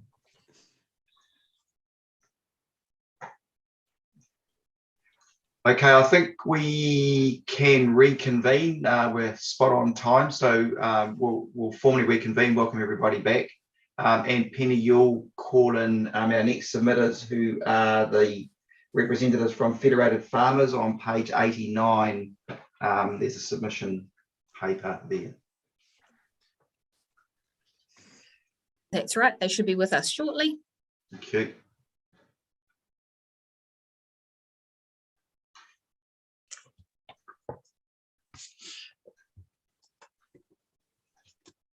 Kia ora, Hilary, welcome. Hi. Good morning. How are you, commissioners? We're great, thank you. Is Bruce coming on with you? He is, yes, and Bruce was keen to open, so I'll wait for Bruce. Okay. Yeah. We have been listening, not necessarily to all of it, but you won't need to introduce. Okay. Everyone. Yeah. Oh, I like that efficiency. Fantastic. I'm just having trouble. Start video there. There we go. Okay. Kia ora, Bruce, welcome. We're in your hands. Thank you very much. Look, thank you for the opportunity to present to you as the commissioners for this representation review. As I said, I'm representing, along with Hilary, Federated Farmers, as we have a large membership in this area in the Waikato district. So we take our role here very seriously. I'm just a little background of myself. I'm chairman of the Franklin Sub-Province of Federated Farmers, which is basically South Auckland.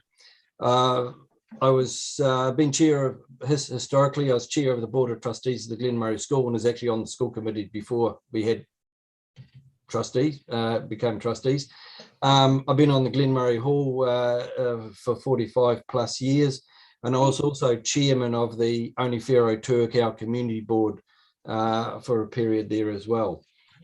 So first of all, I'd also like to fully endorse, I saw Rosemary's presentation, but I fully endorse her presentation. I thought it was excellent, especially, you know, trying to get some clarity around the boundaries as the maps we're working off. Between the words and the mapping, there seems to be some discrepancy, but hopefully that'll all get cleared up. So look, I'll hand it over to Hilary as our policy advisor, and she's put a lot of work into putting this together. So I'll hand it over to Hilary. Yeah, so thanks, Bruce. I must say I haven't put as much work in as Liam did with that presentation. He's turned me inside out a little bit. It was good. But so I am just going to speak relatively, well, just to some specific points that we want to bring to attention, because we know that both our submission on the initial proposal and the appeal has been read. You will be interested to know Feds, and probably expect Feds has been involved in the process from the beginning, and we have provided feedback at every opportunity. Broadly speaking, we are comfortable with where the final proposal has landed, with the exception of that Awaroa, Maramarua and Western Ward boundary. Specifically, we are concerned that the areas of Pukekohe and Onewhiro have been split between the two. Those two communities should be kept together, not artificially split. And it's not just about splitting them artificially, but it is where they land, which ward they land. They are much more strongly affiliated with the rural communities to the south under the Western districts, not to those across the river. We note that the changes were made from an initial proposal to address concerns raised in relation to communities of interest being split because of mesh blocks. However, to address these concerns elsewhere, Pukekohe and Onewhiro have become subject to them. So we are seeking approval for a non-contiguous ward boundary, and we know there's no legislative barrier for that option. We understand the Local Government Commission has approved 3 non-contiguous wards previously. Just for reference, those are within the Bay of Plenty Regional Council, the Hastings District Council, and the Ashburton District Council. Ensuring communities of interest weren't artificially split was a key reason or a key factor in those determinations. The changes we propose would address the issue and better align the WARN boundaries with their respective community boards, as well as allowing the river to remain a natural and physical divider. We believe the way Waikato District Council has delineated the rural and Port Waikato community boards and the Tuakau community board boundaries provide supporting evidence that our proposal improves representation for distinct communities of interest. Further supporting evidence can be found in the way the ward communities of interest and geographic references have been described in Waikato's final proposal summary table. We do ask the commissioners to turn their attention specifically to the Awaroa and Maramarua ward, which lists 8 local areas, including portions of areas, but not Pukekohe or Onewhiro. There is also no mention of the Waikato River as a geographic reference. The border with Auckland is a key commonality within that ward. The local areas of Pukekohe and Onewhiro and geographic reference points relating to the river are included under the Western Ward. Taken at face value, we agree with the information and reference points in the summary table. However, the table and mapping of the ward boundaries are inconsistent with each other, which is misleading. It is worth noting if the maps were amended to reflect our proposal, the table and maps would be consistent. We are unsure of the exact implications our proposal has on the plus minus 10% rule. However, using the information provided in the council summary document, the Western Ward is a significant outlier with a negative 17.72% variation. Our changes would reduce that, closing up the range of variations across the wards, which is a positive outcome in our opinion. So from our perspective, and with reference to the supporting evidence within the council's own documents, it seems that everyone is on the same page in terms of where the communities of interest are, but delineating the ward boundaries to reflect them would require a non-contiguous ward boundary, and that seems to be the stumbling block based on principle rather than effective and efficient representation. So that's really all we'd like to formally say. However, and I haven't got it on my screen, but we did have a map included in our appeal that showed little bit amateurly, I must say, and again in reference to Liam's work, but that would show where we see a natural ward boundary changing. Yeah, thank you. It's that little red line there. So I don't know whether that helps as a visual for you, but yeah. But anyway, we're in your hands. Thank you. Okay, and that's fantastic summary and presentation. Thank you very, very much. What we would want to do with that map is, in the right of reply, is seek commentary from council specifically in relation to that map, what their views or what your views are, Mayor Allen. So that would be useful to understand, please. Questions from commissioners? Just where's commissioners comfortable? Commissioner Anea, just put the speaker on me. I am. There's so much to do, isn't it? Hey, thank you so much for an excellent presentation. It was clear and concise and right up there with Liam's, may I say, Hilary. So well done. Just to both of you, Hilary and Bruce, Mayor Allen initially in his introduction speech talked about community boards and about rural people's interest in them or not. He felt that rural people were not as interested or as engaged with community boards. They tended, if they had something they needed doing, that they would go to their ward councillor. So I'm just interested to hear what you have to say about that and whether you think within community boards having rural subdivisions is important. I think, go Bruce. I was going to say you're best with your experience to handle that. Okay, well, as I said, I was chair of the Onewhiro Tuakau Community Board, which was probably the strongest board in the Waikato district. It was the biggest one. And my experiences would be quite different to what Mayor Allen had said, that those in the rural community, the board was engaged with a lot. As again, say myself as chair, I had a lot of engagement with people, and Rosemary was councillor and also also on the community board at the same time. So she got it both ways there. So no, I think the rural people very much engage with the community boards. Yeah, just to add to that, I'm not entirely. I'm sorry, I didn't hear the introduction, so I'm not entirely sure of the point. But it's not really an either or. The councillors and community boards do serve different but complementary functions. So yes, the mayor is right. Farmers are relatively comfortable approaching their councillors, and that's great. They also use us to also get information through and engage with councillors directly. But then it's not an either or as far as we're concerned. We see them as very strong and complementary opportunities for farmers to engage, I guess. Thank you. Just on that rural subdivision of community boards, which is proposed for the Raglan one, I think it is. Are you supportive of that as a mechanism for ensuring rural representation on that board? Yes, I'd have to go back to that map. But if you're asking whether we are supportive of there being rural and urban boards separate, then yes, we are. Or when they're combined, having a subdivision so that you have a certain number of rural representatives and a certain number of urban ones. Oh, right. So, yes. Yeah. Thank you. Yeah. No, I think that's if that's what they're looking for and that's what they want, right behind it, because it keeps the number of boards, the number of boards down. There's no point having a whole lot of boards operating separately. The cost just gets out of hand. Thank you. Commissioner Piper.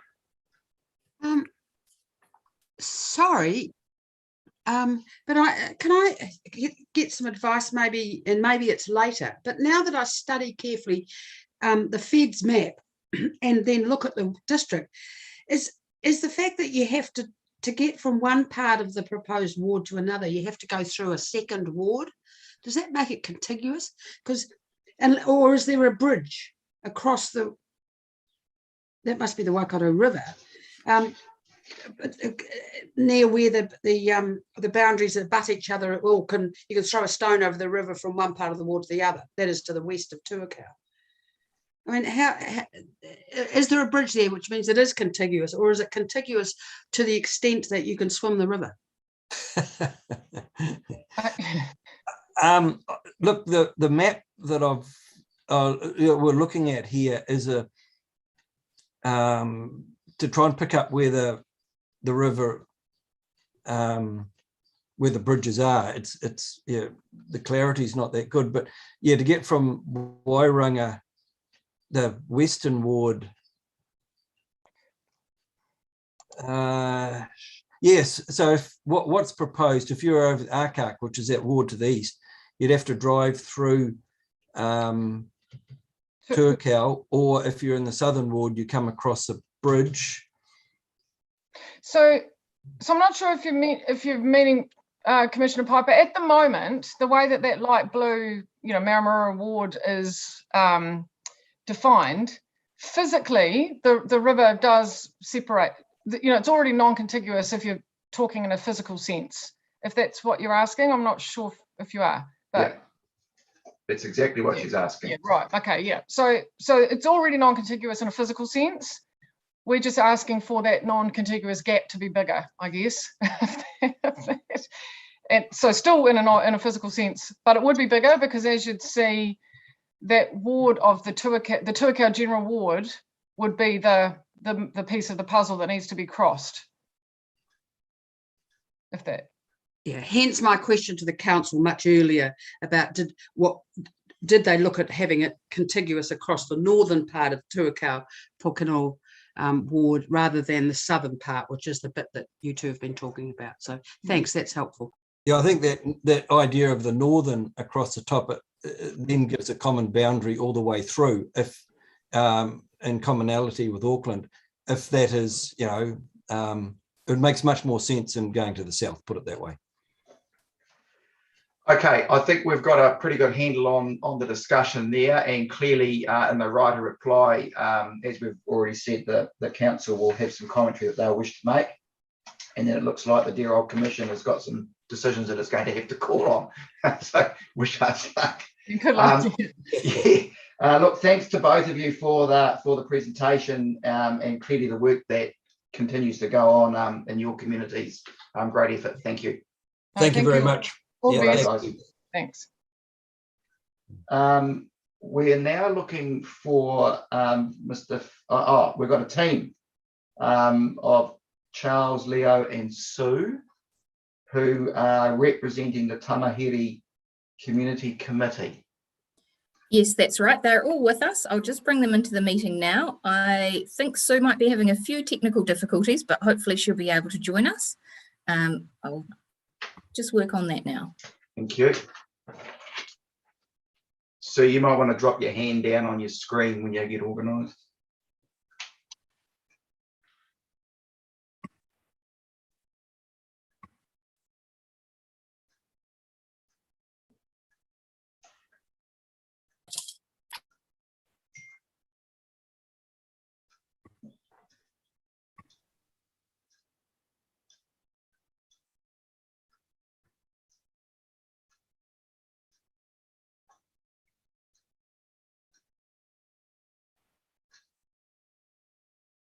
So I think we've got Sue, Charles and Leo with us in the meeting now.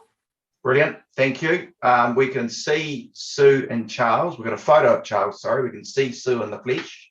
We're looking for Leo. Yeah, there you go. I have some video. Might need some light. Too much background there.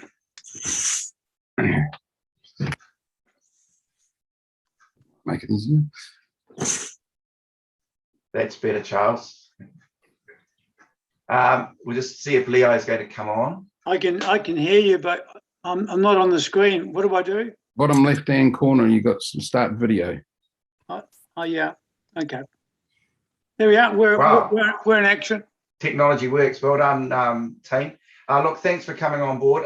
Have you been observing much of the procedures so far? A bit of it, yes, we have.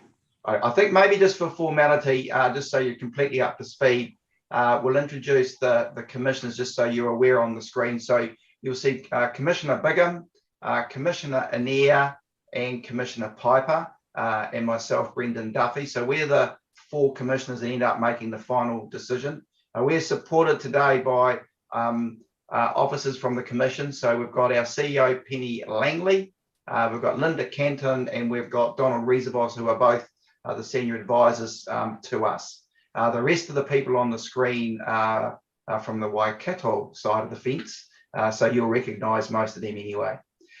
So we've received your original submission, and now the opportunity is for you to offer your perspectives collectively between you. Just keep an eye on the time, don't chew it up too much. We've got a schedule to keep to, so we're in your hands. So just as a point of order, I'd just like it recorded that there are 3 separate appeals or submissions, one from me personally, one from Leo personally, and one from the Tamaheri Community Committee. And we were all originally submitters individually and separately. It happens that Leo and I are also on the Tamaheri Community Committee, so we decided to join resources to make things a bit more efficient for the purposes of this hearing. Yeah, I don't know that it's a point of order necessary, but thanks for being efficient. That's great. So we'll look forward to the observations you've got to make. Right. So I have. So just for clarity, so you are speaking on behalf of the Tamaheri Community Committee, aren't you?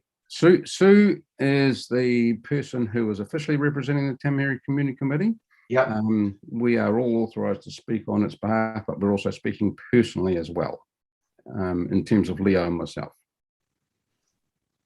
Okay, we'll see how we go. So as I understand it, we've got a submission here from the Tamaheri Community Committee, and we've got some people speaking to that. And personally. Okay. Okay. Right. So I might kick things off, and I think that Sue has sent through to you some notes of her presentation. I've also sent through some notes of my presentation just to make things a little bit easier for you guys going forward if we run out of time. So I've been actively involved in the community for almost 40 years, and the purpose of our submission is to say that we see the Tamaheri community as being a community, a distinct community of interest, which is different from the other areas that it's been lumped in with by the council with this reform. And we're opposed to that, very strongly opposed to that. One of the primary distinctions between what we might call a Tamaheri community and the rest is that we have started off 20 odd years ago as being quite rural focused on the council boundary, and now we are a more of a rural residential type environment. And quite so, although I live in a rural zone, there's big chunks of the area which are more intensely developed with a rural and residential focus, and the whole community is quite distinctly different to Matingi, which is our neighbour, and certainly the other areas like Eureka and Gordington and Woodlands. They are rural focused and quite distinctly different communities. We don't share anything that's the same in terms of the concerns that we have going forward. The biggest concerns that we've had to deal with have been roading. I want to just focus on roading for a bit. One part of our area had to be, which was a lot of 10-acre blocks and that sort of thing, had to be replanned for a roading with more intense zoning. And we've spent a lot of time as residents working with the council to come up with roading plans within that area that allowed for more intensive development.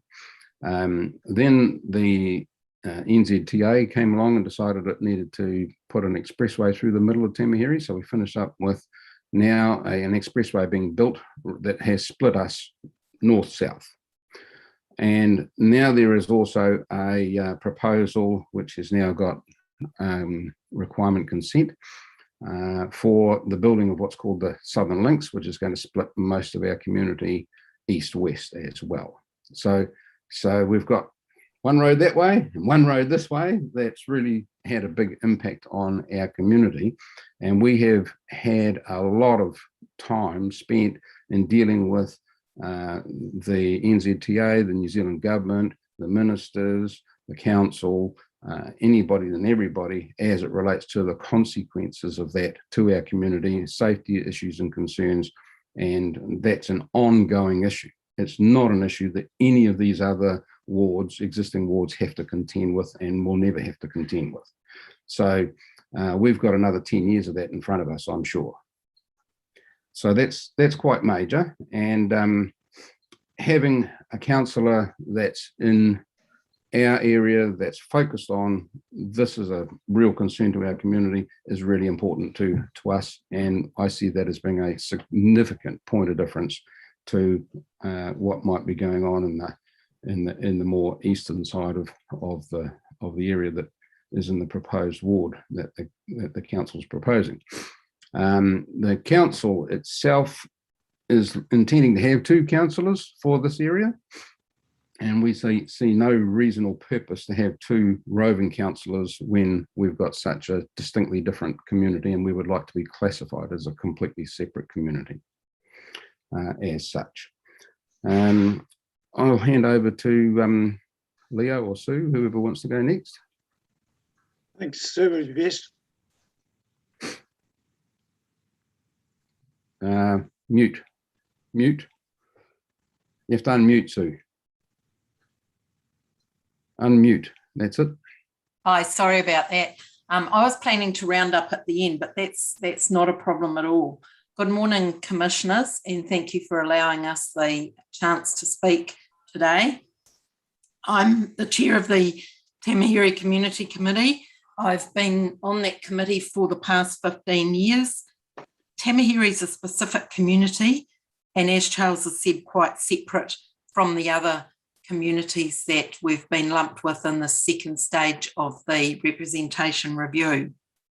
Initially, we were put into a larger horseshoe 3-councillor ward, Newcastle, Tamahere, and we objected to that on the basis that the commonality of being a fringe community on the edge of Hamilton City was not a strong community of interest to bind the people in that area. Our community has experienced great change over 20 years. Just to quickly go through them, zoning changes in the ward, which has resulted in smaller lot sizes generally, local road planning and implementation, state highway road changes, a huge population growth. Our school roll has increased from about 50 to 600. We've replaced our community hall facilities. We've acquired land for village recreation purposes, the building of a new commercial and community village hub, and playground and skate park facilities, together with the Tamahere Park, which the community did not even own land for when I went onto the committee. The whole thing has been a whole new urban environment planning exercise. And fortunately, this did occur 15 years ago, so that we are now in a position that we can cope with the growth that is occurring. There's the establishment of a Tamahere Country Club near our village centre. We're promoting a great understanding of Maori history in the ward, developing and enhancing its cultural significance and making sure people know about it. In many ways, the ward is and still continues to be a council prototype. We were the first country living zone, and that's required a lot of learning. The development of the vision of change for the growth for a community on a city boundary as a rural area with increasing residential needs was essential. Our committees worked through with the council a lot of the relating issues. We understand the benefit of strong leadership and representation in the district council. Communication and working with other government agencies has been critical. We have a strong and distinct community. A couple of things I want to identify is that we have this developing rural residential zone. We've developed commercial area and a planned hub and recreational facility. There's development of gully features, of which Tamahiri has many, walking tracks, cycleways, utilisation of the features along the Waikato River and its many tributaries. We have plans in place, we have goals to develop all of these things in the future. The significance of 3 large aged care villages, 2 of which are undergoing significant growth at the moment and filling fast. The development of the Tamahiri Village Park and Piazza. Our growth area numbers. In the 2016 census population, we are shown to have 6,150 residents in Tamahiri. This should rise to 8,477 by 2045. These figures are from Stats New Zealand and were used in the Waikato District Council Ward Blueprint development. If Martingi are added to the totals, there would be 8,476 to the 2016 number and 11,309 in 2045. This number is second only to the growing Pocono Ward population. Tamahiri population will exceed Huntly very soon and well outstrips Ngaruawahia and Raglan towns. This information is just for context, but we want to make sure people understand that the number of people living in our existing ward are the number in a small town and a growing town. And it shows that the ward's strong and it needs to be considered in decisions made now for what's happening in the future. We are not just a subset, a small subset of a bigger thing. We actually have life in our own right. We have a vision, and helped by the council with the establishment of blueprints and plans, we have a strong focus on our future and the development for the benefit of all the community and the wider district. Most of these things I've mentioned are not shared by the other proposed communities in the Waikato, in the Tamahiri Woodlands ward. We've had a single councillor for our ward working with our community committee for at least the last 15 years. We've worked very well with the dedicated councillor and the community committee, and the result is moving towards living, thriving communities.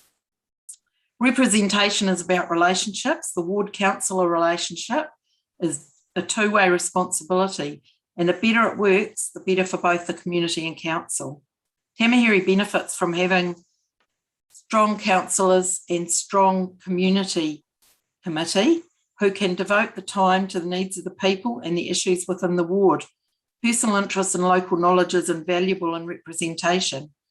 We are very scared of what would happen with 2 roving councillors, one which may not even reside in our Tamahiri community.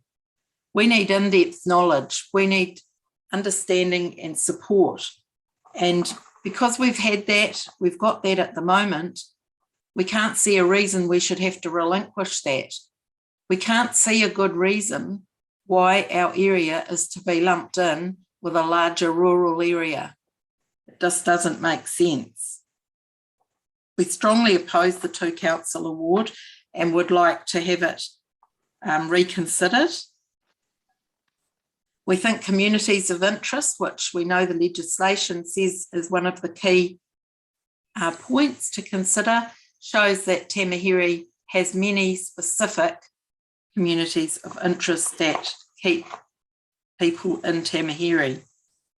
I've played with the mesh blocks on the mapping tool, and whilst I'm not very good at that, I was able to see that there would be no issues in the experts creating a population of approximately 6,200 in the Tamahiri ward using current figures to support our desire to stand as a single ward.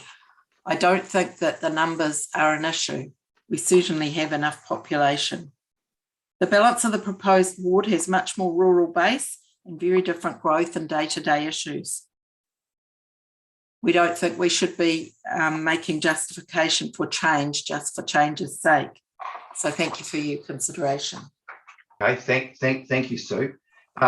Just conscious of time, which we've chewed through pretty hard. Leo, do you have much to add to what's already been said? No, sir, and I'll be very quick, and I've crossed a few bits off my presentation. We did try and divvy them up amongst the three of us, so we weren't crossing over, doing the same you're hearing. Look, thank you for hearing us, and I really appreciate this. I've been living in Tamaheri now for some 52 years, and our family have been here 5 years before that. So I've got a bit of history there and a bit of knowledge of what happens. Tamaheri is predominantly a rural residential area. Most sites, 5,000 square metres, so big jump from the 4 hectares that's out in Gorrington and Eureka and Taupori. I'm involved with the gullies. Tamaheri has lots of gullies, and half the properties in Tamaheri have got a gully, and these gullies were once our riverbeds, and they're going to be absolutely incredible when they're rehabilitated and with walkways through them. There are no gullies north of Highway 26, flat farmland, which is good for them. These gullies are also the focus of the blueprint plan for Tamaheri. And this blueprint plan, I'm sure you're familiar with it. Big process the council did very well. This is the #1 focus for the Tamaheri community, and so that's what we're doing. All this involvement is a very close working relationship with our councillor and council, and this is, as Sue has alluded to, it's a huge process that we've been donkey deep in for a long time, and it's so important to have somebody very involved. Also over the river, it's Hamilton Airport, which we kind of forget about a bit. Tamaheri has been fortunate to have our councillor on the liaison committee, which monitors operations. So there are a few things which sometimes pop up, which I dealt with very quickly. What all this is, wrapping up, is that there's an awful lot of work to do for a councillor in Tamaheri. As Sue said, it's not, or Charles said, it's not going away. It's just going to carry on being very, very busy. And we would love to have a local councillor who lives locally and understands what we're all about. And thank you. And that's the end of me. Well done, Leo. Thank you. Thank you. I'm going to flick the questions from the commissioners. Commissioner Bigham. Kia ora, thank you, Mr. Chair, and thank you, team from Tamaheri. Thank you for your presentation today. Just wanted to pick up on a couple of points in your submission, written submission, which I have in front of me. Point 1.6, where you talk about 2 councillors will not have the required focus on Tamaheri. Are you actually aware that when councillors are sworn in, they're sworn to serve the whole district? So they're not actually particularly sworn in as a local councillor that just focuses on your one district. And just further to that, that's also about, you know, the vagaries of the election process, whether or not candidates are going to stand in your district. You can never guarantee that. So there's always never any guarantee that you're going to get who you want, but just wanting to understand. So that's my first question, if you're aware that councillors serve the whole district and not the specific ward they're elected from. And just further down to 2.1 under the Māori wards heading in your submission, where you say the council has been required by government to create separate Māori representation. Are you aware that that's actually incorrect? That council has made that decision of their own volition. It's not a directive by the government to do any such thing. So just wanting to understand, you know, where those 2 points in particular have come from and what your understanding of the process is. So Sue, do you want to give us the direct answers?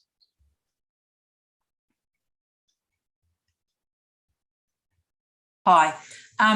Yes, we do understand that councillors are sworn in to represent the whole district, and of course that's incredibly important. However, we do feel that it is that's all right. You've answered that enough. I think just go to the Maori one for us. Okay. Perhaps there's a little bit of confusion there regarding the Maori one. The initially, we know that the Waikato District Council did start to do that on their own volition to bring in the two Maori councillors. But my understanding was that there was a change in either interpretation or government direction that meant that there couldn't be debate about it anymore, or appeals or something from local governments. Okay, so that's actually still not correct, but that doesn't reflect what was in your submission. So I just wanted to point out that that's actually incorrect. Okay. We have no problem with the Maori seats and the fact that they cover with roving councillors. Goodbye. Thank you. I think the point that we need to observe there is 2.5, where you say in your submission we're opposed to our current representation being destroyed, but what is being proposed, whether driven by expediency or some other motivation. There's some subtle commentary there that we're not going to challenge. We're not going to go into detail on it now, but it's I understand why it exposes itself to questions that maybe are unnecessary. So I think we'll just leave it at that. Are there any other questions from commissioners? Commissioner Piper, the screen's going all over the place. Sorry about that. Thanks. Just to I'd be grateful for a bit more explanation than you've given Commissioner Bigham about or even your own evidence about how having two councillors is somehow going to threaten the representation of the Tamahere township, shall I call it. 1 out of 12 is one voice, 2 out of 12 is two voices. It's a double voice. How's that going to affect the planning activity that you've been involved in? You know, the gullies, the working on the blueprints and so on. And you've said yourselves, there's an awful lot of work. So how is increasing the number of councillors representing your rohi going to make things worse? Human nature is human nature. And when you're looking at a huge area that's got diverse interests, it becomes a bit more challenging when you get spread thin on the ground. We currently have a very, very good success rate with the effectiveness of our representation in council and the things that we have achieved in the last 20 years, particularly the last 15 years, with one councillor and one ward. And we know the person who is likely to be the councillor in the remaining part of it, and he does not have an interest in our part of it. And yes, he might be sworn into it, but he has no local knowledge, he has no skin in the game. And so we would much rather be in a position where, given our population demographics and where we're going, that we've got a local councillor, skin in the game, understands us, and we understand him or her, doesn't matter. Okay, that sounds like an extraordinary crystal ball, but anyway, any other questions from commissioners? Right, I think we've got a pretty good sense of it. So thank you very, very much for the observations that have been made. I did wonder, just bear with me for 30 seconds. So your comments, your verbal commentary that you've made, is that in writing? I think you've got that in writing. Yes, pretty much. I sent it through because I've had trouble with my connection and I didn't think I'd get on. Perfect. Can I just add something about the single councillor? I think we're done. I think honestly we're well over time. But I just wanted to make sure we've got your written commentary, so that's important. Okay, look, thanks very, very much, everybody. We need to move to our next presenter. So can we bring John in, please, Penny? And commissioners, go to page 65.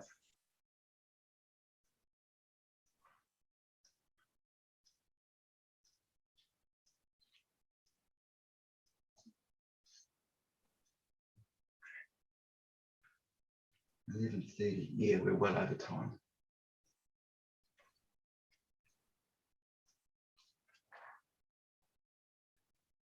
I'm just working on moving our people around at the moment. I won't be too much longer. No, that's all right. That's all right. So here comes John with a bit of luck.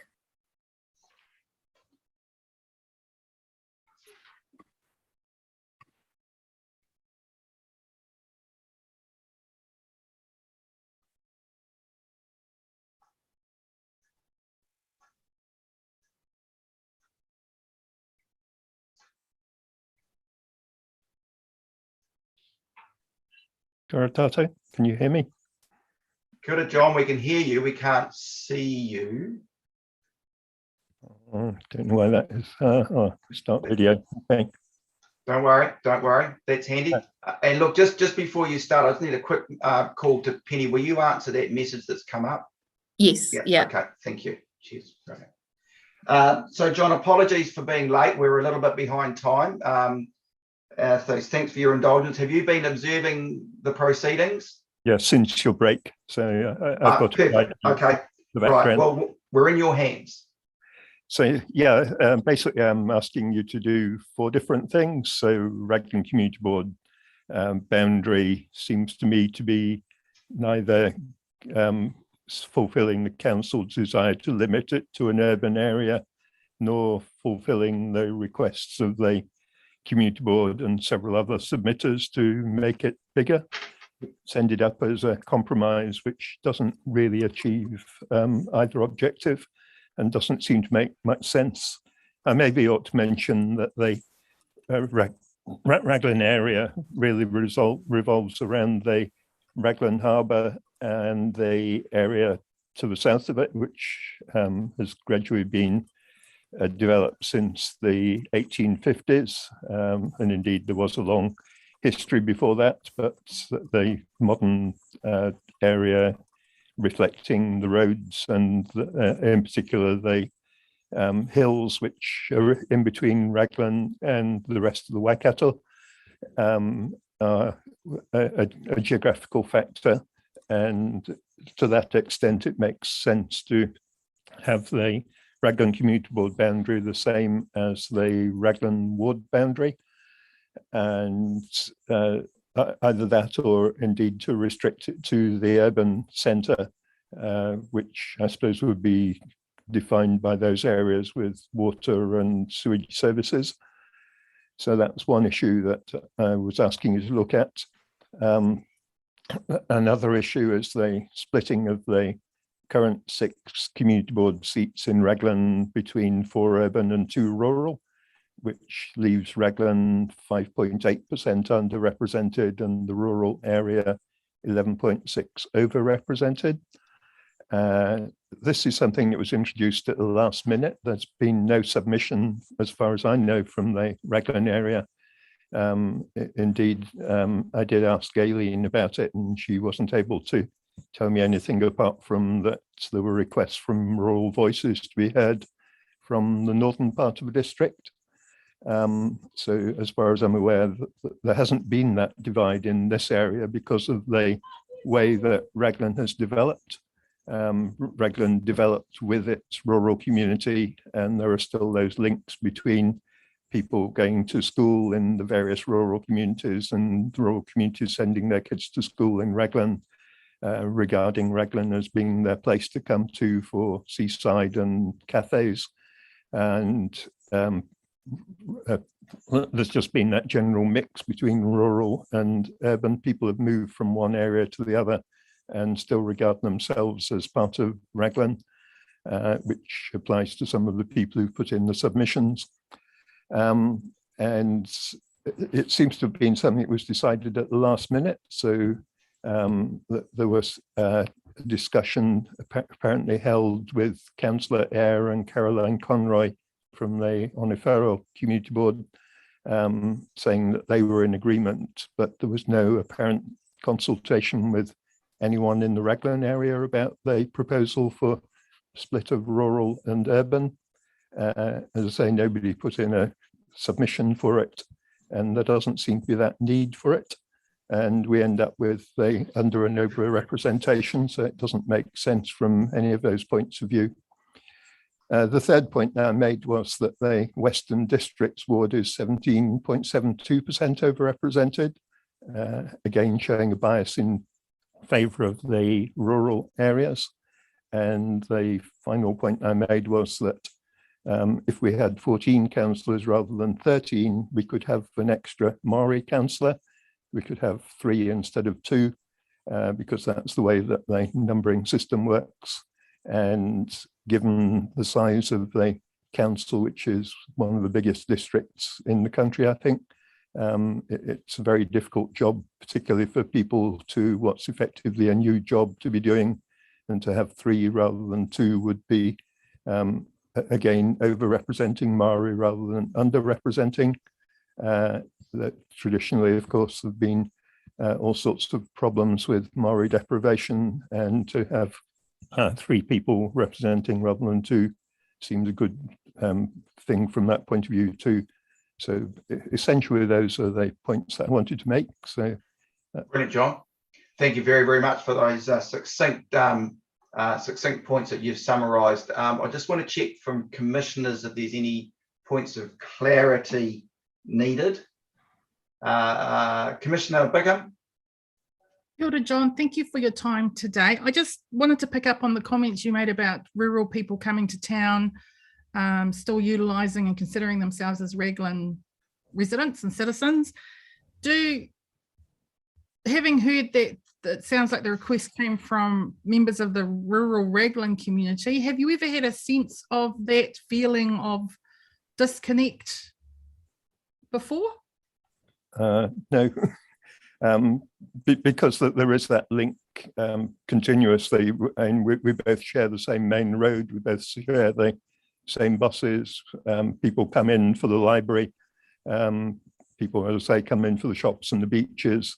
Many of the people who are in the various clubs around town are from the rural area, so I know quite a lot of people in the rural area. They know quite a lot of people in town. I think we've got a good understanding of what each other's issues are, and many of the issues are shared in common because they're about transport and that sort of thing.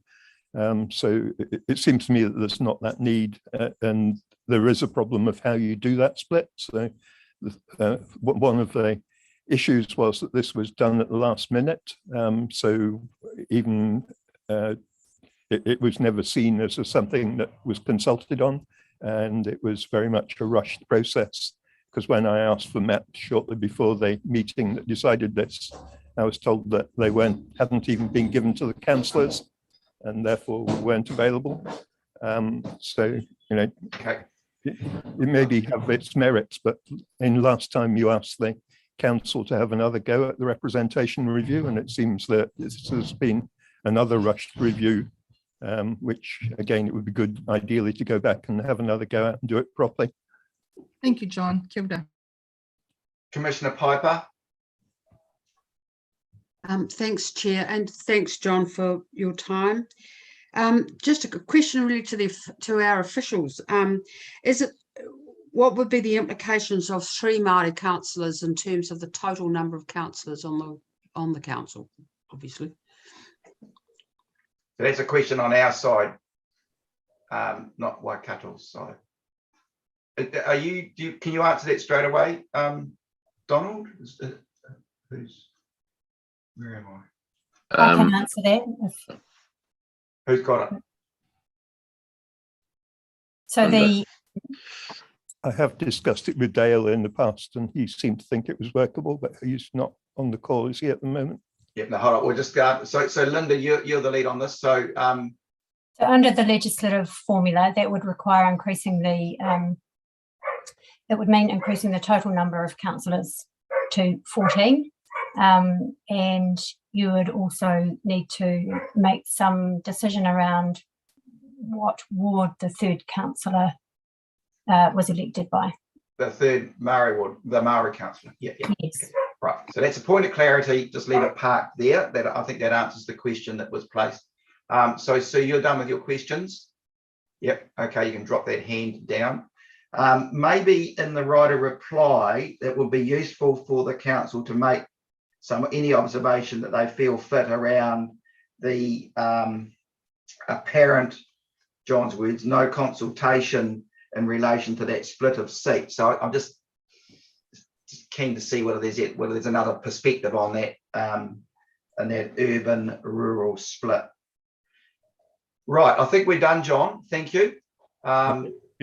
Thanks for the effort, and we'll move on to our next submitter and wish us luck in the process of deliberations later on. Cheers, John. Thank you. So we've got Chris as our last. No, he's not. Second to last, I think. No, it's last. Chris Rayner, representing the Raglan Community Board. Penny will bring on. I will do. Just 1 second. And yes, you're right. Here's our last speaker. Oh, sorry, they're our last speaker. And we're on page 87 commissioners.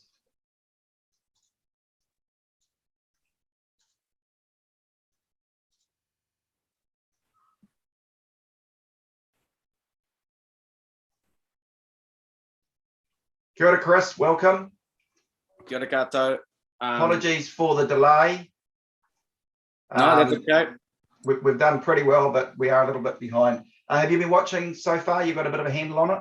Yeah, I've watched most of Tamaheri's submission. Perfect. Okay, so shoot, we're in your hands. Okay, yeah, thank you very much, Commissioners and Chairman, for having me speak on behalf of the Raglan Community Board today. I will take that you have read our appeal to the final proposal as submitted, including attached map. If not, I can share the screen if you don't have the map in front of you with the mesh. We've got the map. We've got it all. Okay, very good.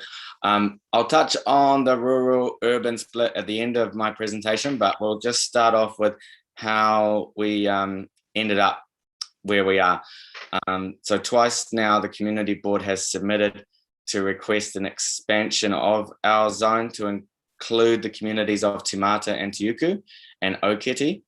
And we have had some expansion, and we welcome the expansion by the representation review, but we believe, unfortunately, the expansion inadvertently splits the communities of Te Uku and Te Mata.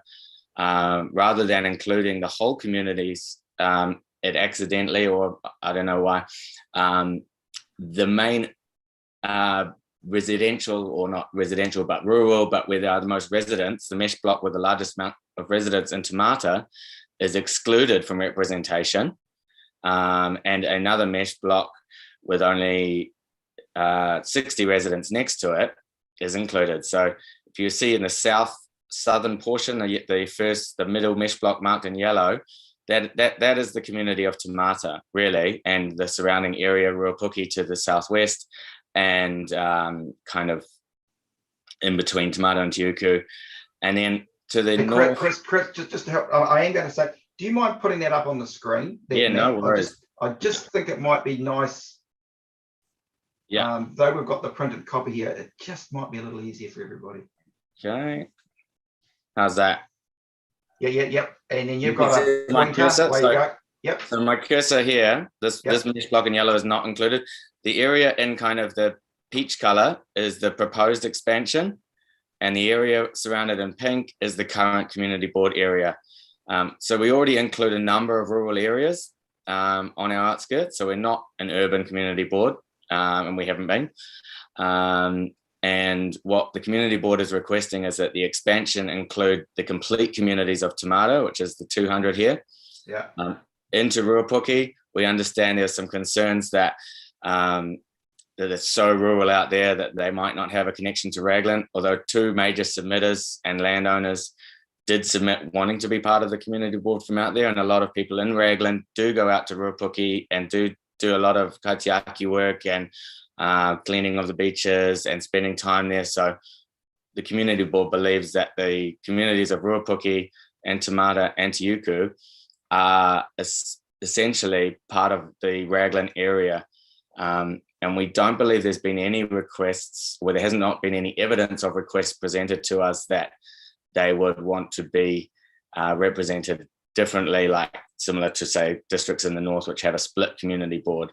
The major concern is that this expansion will alienate people in those communities of Te Uku and Te Mata by giving representation to some, but not all. So if there was going to be an expansion as proposed, we kind of feel that you either do it properly or you don't do it at all. Doing it like that, especially these two blocks here, the 60 and the 120, it would be disadvantage to the community as a whole to just do those two and not do the neighboring blocks, because you would end up with a situation in a very rural area. Oh, you're part of the community board, you're not. Oh, and the whole point of the representation review, I think, is to provide better representation to the communities of interest that we serve. Okay. So I'll leave that bit there, and should I talk about the rural urban split? Yeah, or is there any questions about the first part of the expansion? No, I think keep rolling. You're doing well. Okay. Yeah. So yeah, that's on the expansion. In terms of the proposed urban-rural divide, it's hard to see on this map, but it does seem relatively arbitrary, just to achieve numbers for representation, where you've got people who live in places like Upper Wainui, which you would consider almost urban Raglan, being part of the rural area, and then other areas close. It just doesn't seem like it's been created in a way that achieves the best representation. And I believe that it's a model that may work in the north of the district, where you have very urban and very rural splits, whereas Raglan is really, even though we have some people live urban and some people live rurally, we all have a connection both to each other. We all go out and spend time in the rural environment. I go and help my mate, bale up hay, and we go do beach cleans in the rural areas, and many of our friends live rurally, and many people come to town. I don't think we as a community have the same rural urban split that is maybe witnessed in the north of the district. Okay, thank you. I think that's really about it. I take, most of what we wanted to say was in the presentation as well as what was written. Yeah, no, that's absolutely fine. And well done you for being able to introduce the technology that gets that map up there, and you can talk to it so fluently. It certainly helps. Can we just go back to Commissioner Bigham? You have a question? I do. Kia ora, Chris. Thank you for your presentation. So just really want to pick up on your last point around the rural-urban divide and the intention for the subdivision. So are you saying that the community board, and it seems so from your submission, but I just want to check, the community board itself does not support and sees no need for that subdivision to exist? We've discussed this at length, and we don't have a full understanding of how the whole board as a whole, how the process would work, because it was added after the initial proposal. Okay. The community board is not unanimous on its position for the urban-rural divide, and we haven't had a time to really discuss and understand how the voting process would work. There is a number of us, over half, that don't want it, and there's a couple of people that want more information. So speaking on behalf of the board, I can't present a unified position because we haven't got to that point, because it's a very new style of voting that we haven't experienced before. And a number of us have fears that it would disenfranchise people from the voting process in the community rather than bring people into it. Great, thank you. That's a really good answer. Kia ora.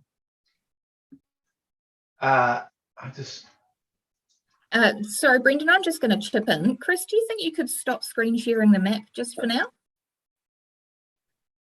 I didn't know a respectful way to make that happen, so thank you.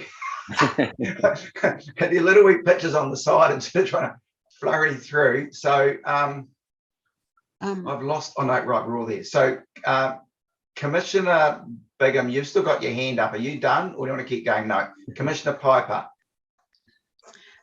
Thanks. Thanks for that, Chris. Just one clarification in terms of shopping, schooling, rugby, netball. Is Raglan the focus, or do people travel outside that area to do some of that stuff? Both.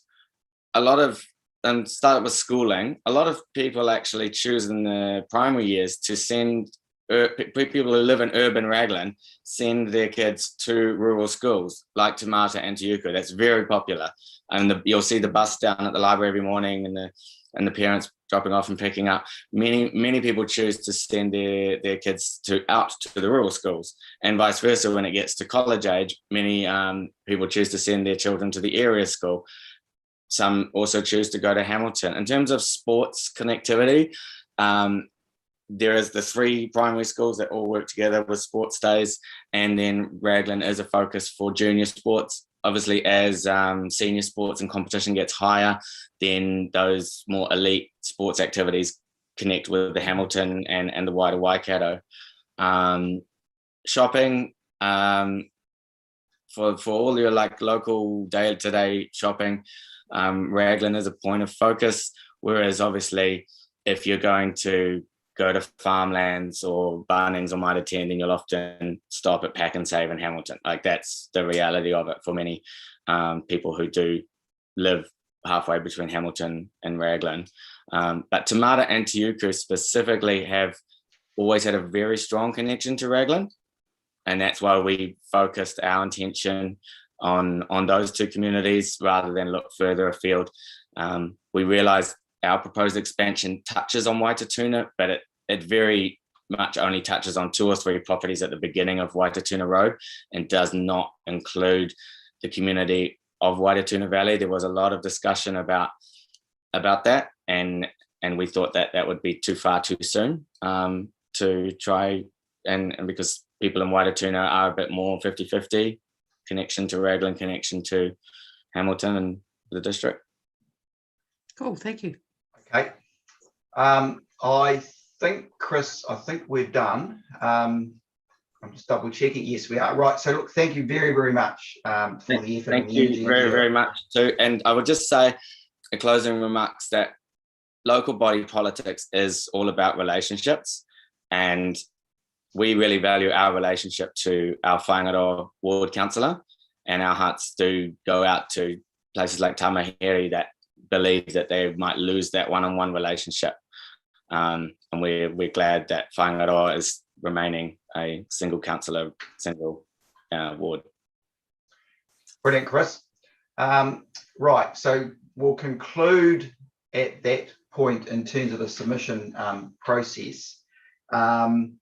And just let me check my notes.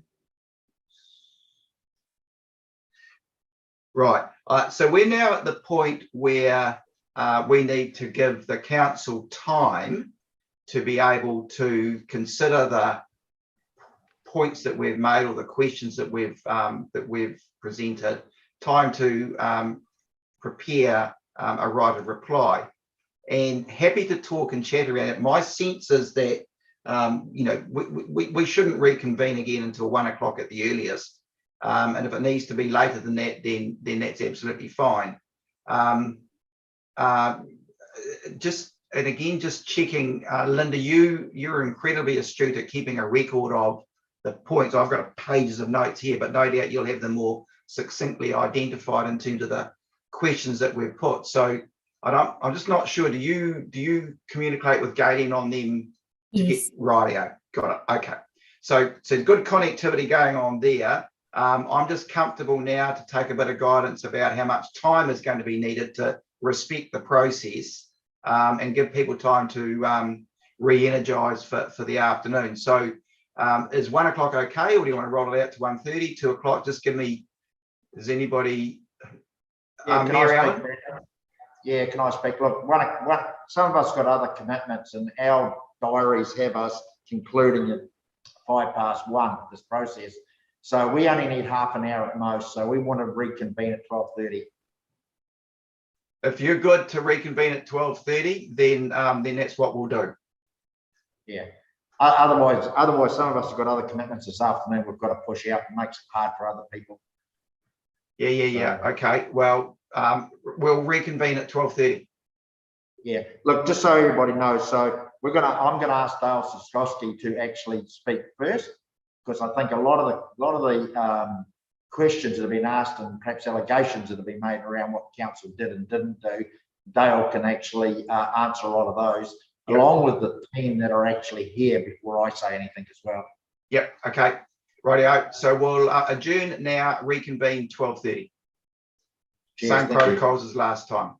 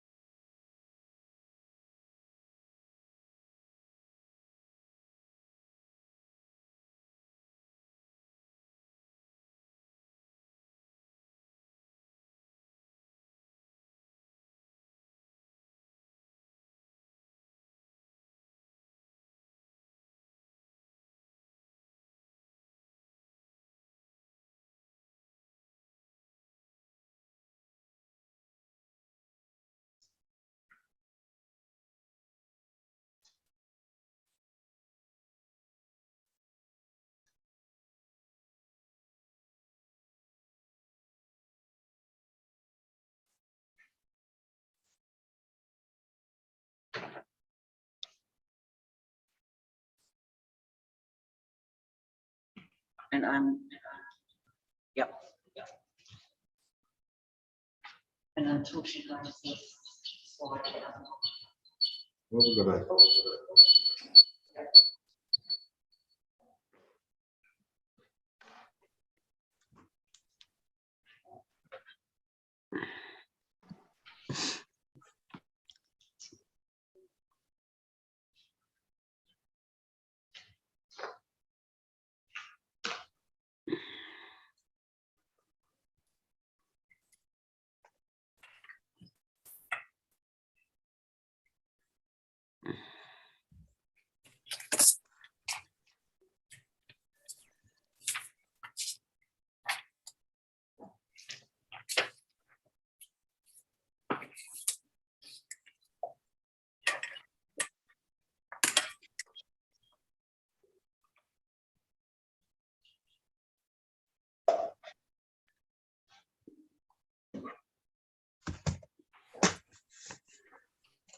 Hear you breathing, Janie. Can you hear me breathing? I must be breathing really, really hard. Oh, it's such hard work.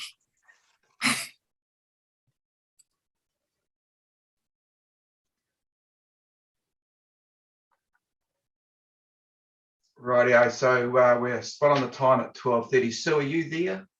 Sue Piper? Yeah. Can't see you. Oh. Rightio, and no doubt Donald won't be far away. And Gayleen, right, we're all ready. Okay, we'll kick back to you, Mayor Allen. Yeah. No, we're not muted. Sorry, everybody. Hey, yeah, look, thanks everybody. As I said before we went into the break, I'm going to lead off with Dale, and I'll do a bit of a summary towards the end of it. Yep. So Dale's going to talk to several of the points that have been raised. Gayleen is also going to talk to some of the points that have been raised. Fantastic. And between Gavin and I here, if there's anything beyond that, we're happy to answer as a team.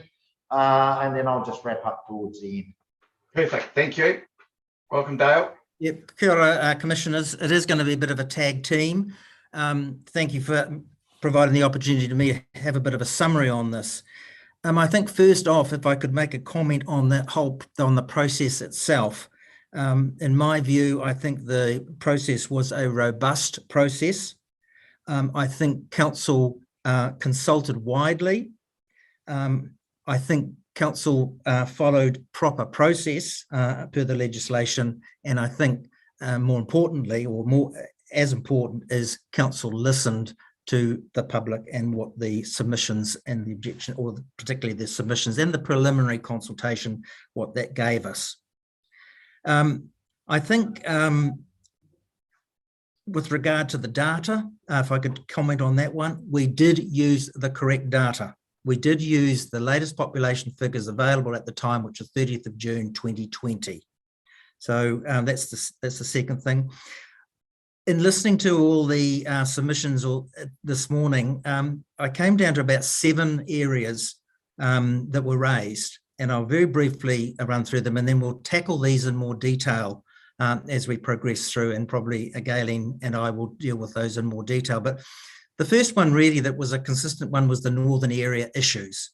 That was around Onewhero, Pukakawa issue, the Western districts being overrepresented at -17%, and possibly looking at extending that boundary to the river. Another issue in the northern area was the Mercer airfield. But probably the biggest one is the contiguous, non-contiguous issue. Should we go for a non-contiguous ward? We dismissed the northern link, if you like, because that would cut into the communities of Tuakau and Pokeno. So that was dismissed, which only left the southern link. And the regard to a correct map, to make sure that the map that you're using is the same as we all are using, and including what's on the website. And I'll let Anton talk about that shortly, about the correct map, and make sure that that one is available. Second area was Māori engagement and what was undertaken. We'll talk shortly about that one. The third one, community boards and cost recovery and the whole issue around community boards. The fourth one was the Raglan Community Board and the decision to have a subdivided community board, including some of the rural areas. The fifth one was around the Tamahiri area, and some appellants wanting, obviously, a separate ward rather than a shared ward with 2 councillors. Population stats I've already covered off. And the seventh one was around community committees, funding and functions and that sort of thing. So if we look at those 7, probably the 3 main ones are the northern area issues, and there are several. The Raglan Community Board issue about the subdivision, and possibly to a lesser extent the Tamahiri issue, and should that be 1 or 2 wards. I guess, wanted to make some corrections to some things that have been stated this morning. Maori engagements, we certainly did talk about that, and perhaps the Deputy Mayor will talk about that in a minute. Rural consultation, we did consult with the rural communities. I remember going out to the Pukekawa Hall in an evening, and we had about, I think, 5 community meetings out in the communities. Certainly Pukekawa Hall sticks in my mind because I had to look at a map to find out where it was.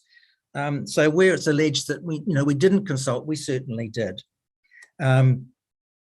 So I think probably a final comment that I would like to make before I pass it over to Galen to deal with more of the detail is that what we found is that if we tweak one part of the district, it has a ripple effect, and everything else can get affected.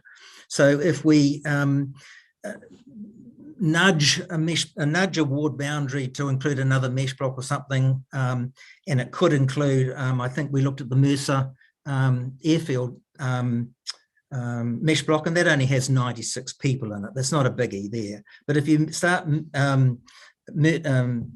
changing, say, the western districts to the river, then it's something like 1,500 people. So it does have a flow-on effect. So really, that's really what I wanted to comment on. In summary, I think the council, compared to previous reviews, has done quite an exhaustive job. They've certainly consulted, in my view, quite widely. Look at the number of submissions we got, a number of informal feedback we got in 2020. So I think the whole thing has been, in my view, done quite well. So this is a democratic process. Commission has been involved, rightly so, because of appeals, etc. And we look forward to the Commission getting their head around some of these issues. And we can certainly assist in that area if we wanted to do some modelling and things like that with the northern area, should there be some changes that the Commission wish. So probably if I could just hand that over to Galen now, and she can cover off some of those more specific questions that the Commissioners have asked this morning. If you don't mind, Dale, I think there's one crucial question, though, is that from what you have heard, are you persuaded to go back and look at anything? Yes, I am. I'm persuaded to go back and look at that northern area. It's always been a bone of contention, and it's a really difficult one because you do have natural features like the Waikato River flowing through it. You do have small communities that are fiercely community orientated. So yes, that would be one area that I would. Okay, because I think that's helpful rather than sort of saying, oh, Commission, you guys go and sort it out. It's no good us charging off into the wilderness if there's not a sense that, from your perspective as an independent advisor, that yes, from what you've heard, there is some thoughts in your mind about exploring. So thank you for that. So we'll move to Galen. So can you hear me? No, I can't turn this one on or else it'll feedback. Sorry. Can the Commissioner hear me? Can the Commissioners hear Galen? Yes, we can hear you, Galen. So let me just fill in for everybody. So Galen's in the chamber. So with that, but she's using her laptop at the same time. So we can get a picture of Galen through her laptop, but her audio needs to come through the chamber system. So just so everyone knows what's happening, that's the drill, and I'm sure Galen will do some good loud talking for us and it'll all be clear as a bell. So I suppose the first issue we really need to pick up on is the significant. Sorry, but you're cutting in and out a bit.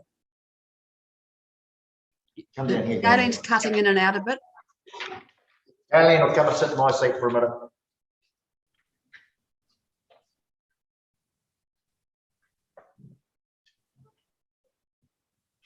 Sorry about that. I suppose the significant issue is that of Māori engagement. And no, we didn't just use the JMA as our engagement. Whilst we started with them to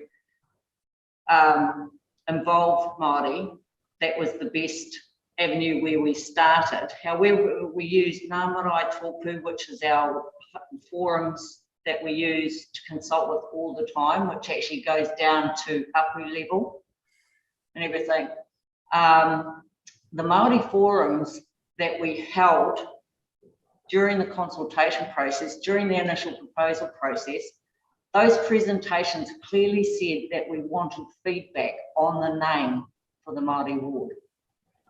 And when council decided to split them, we had basically a week between the deliberations of when they gave direction to split the Māori wards, the one district-wide ward into two. So we again engaged with Ngā Marae Tōpū, as well as Te Whakakitenga and Waikato Tainui. So we did get a little bit of criticism back from them that it was at short notice and that we wanted feedback at short notice.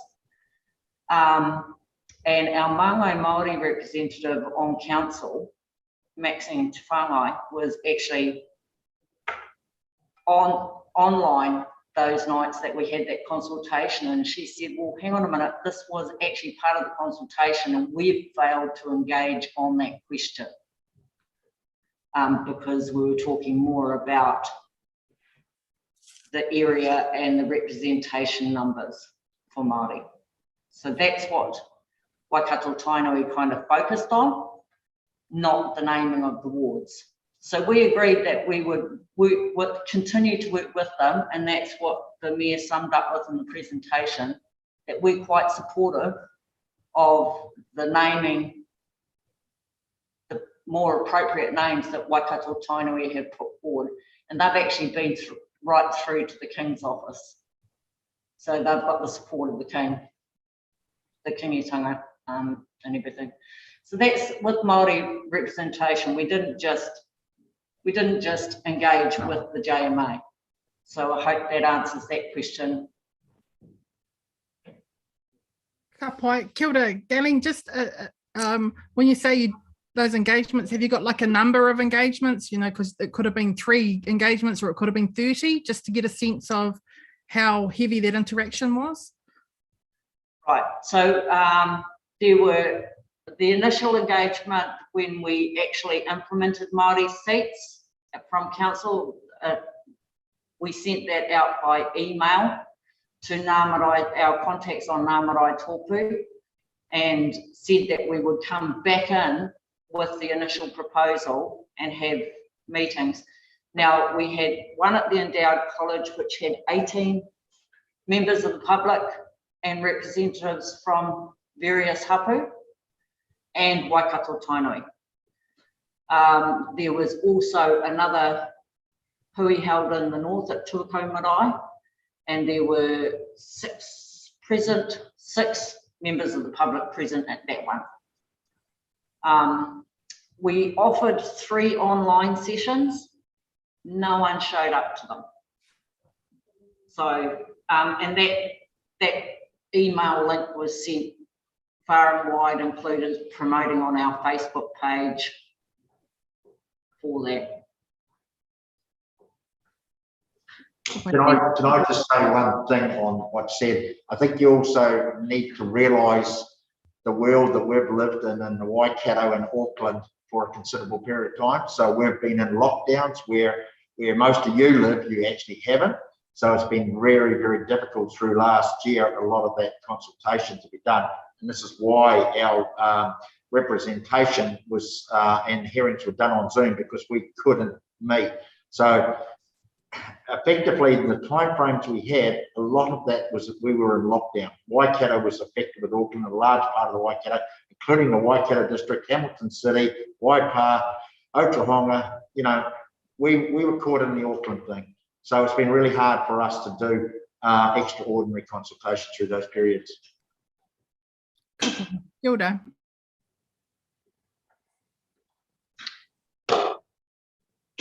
What were the other points you wanted me to cover off, Dale? Sorry. Okay, if we could look at, say, the northern issue, northern ward issue. So the northern, the northern issue, as we put in our presentation, council are quite, would support reviewing that and having a non-contiguous ward for Awaroa, Maramarua. That would fix a couple of issues. That would actually get the Western District wards closer to the plus or minus 10% also. But we can't do that modelling here today, and it would be, Anton would need to do the modelling and send it back through to the Commission. Is the Commission comfortable with that? Would the Commission like us to do some more modelling of what we've heard today and provide that back to you, or is that something that you guys do yourself? My sense is that we need to obviously to have our discussions after this, and then rather than making commitments now, let's go away and do that, and then the CE will make appropriate contact through to what we need to do next. It would be reasonable to observe there's an amount of work to do. I think the next question was Maori engagement, which we've covered off. Yeah. Next one was after that was community board cost recovery. Does council consider community board services an extension to democracy?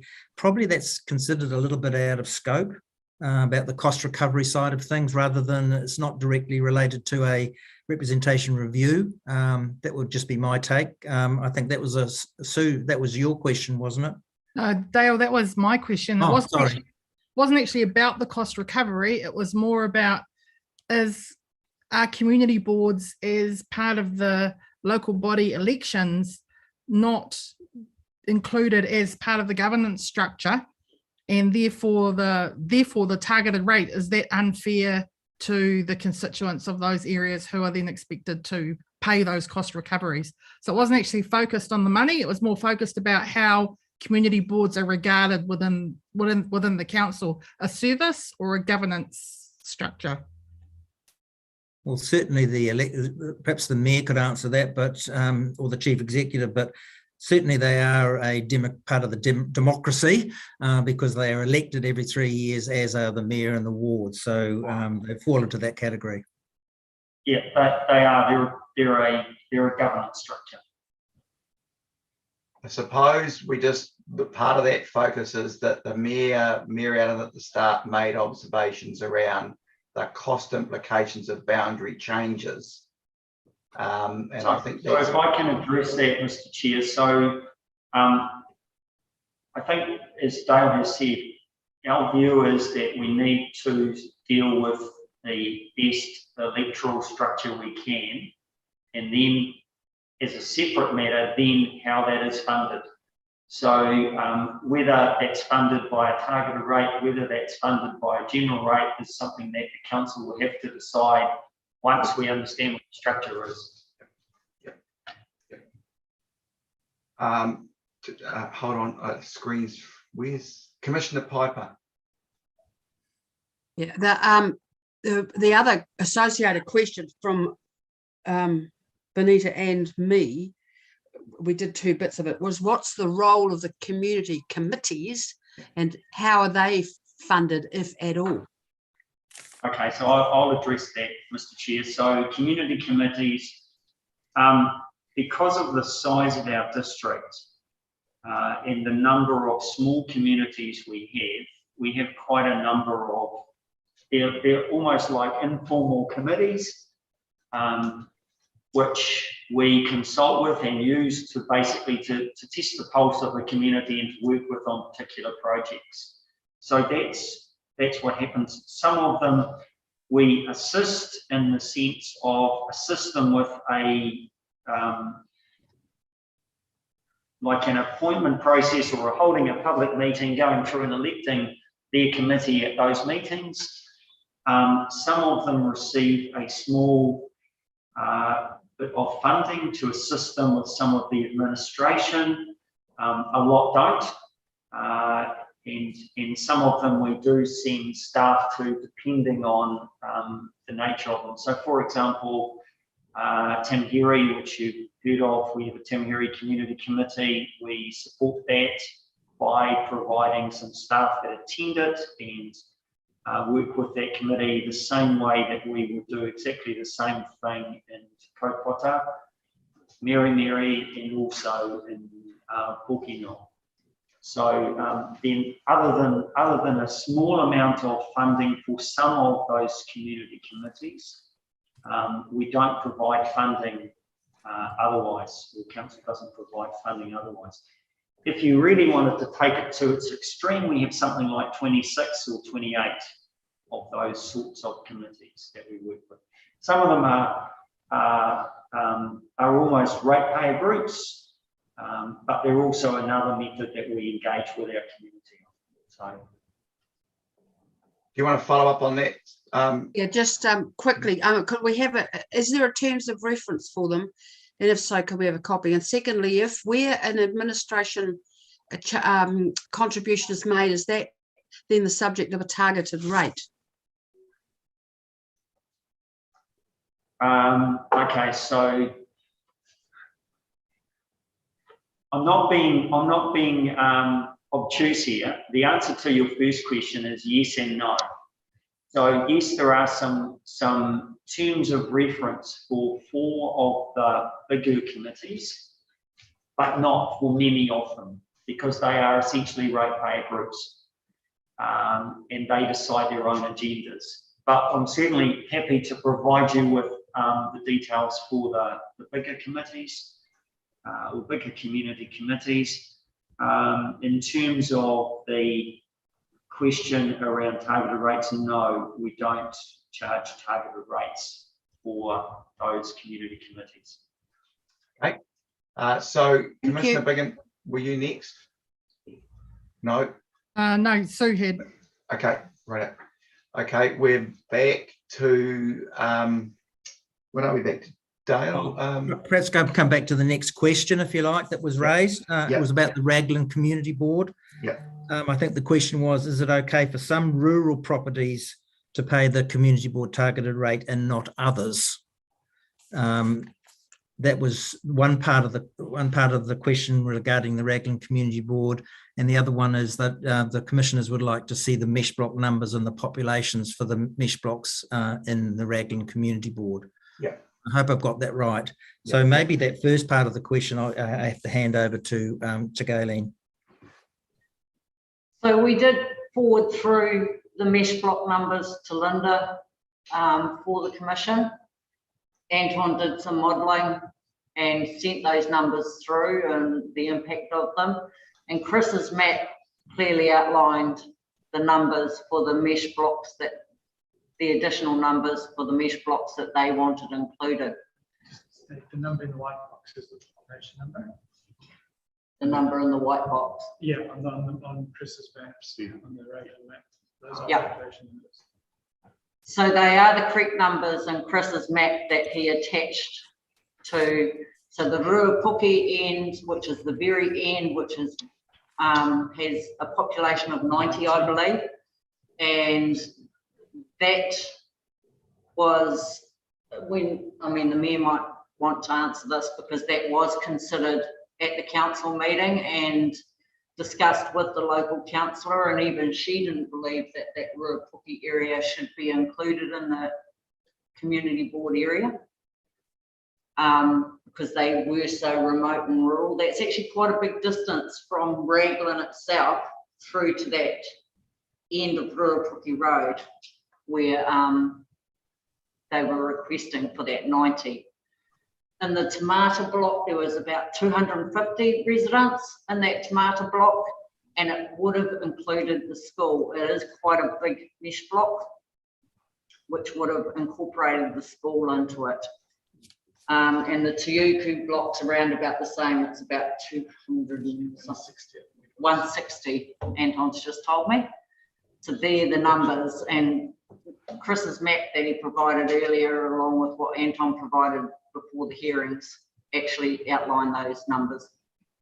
So is it reasonable to assume, in terms of a response that you as a council are making, is you're not persuaded to see any changes on those points? Is that what we're hearing? Maybe I can answer that one. Look, despite what Chris said, we did consult with people. Believe it or not, the ward councillor comes, she doesn't live there now, but she does have very strong whānau connections back to Ruapuki, and she said herself that Ruapuki, as much as people access through Timata and places like that, and potentially Raglan to get to that, you have to realise it is a long way. It doesn't look at when you look at the map, but I can tell you the bit of water at the bottom is the Aotea Harbour. So we go right down and take in half of the Aotea Harbour as well. So it is a long way from Raglan, and probably a lot of people out there, their main focus may be back to Raglan, but predominantly a lot of that rural people, their main focus is back to Hamilton. A lot of people travel from Raglan to Hamilton on a daily basis, both for education, work, and goods and services, I suppose you might say. So that was the reason why, and I suppose when we were assessing basically the application, not the application submission in relation, we gave some, but not all, I suppose, to actually help offset. You know, if we gave everything to everybody that came and submitted, we'd be in a bit of a mess, because you'd bump up against something else that didn't work.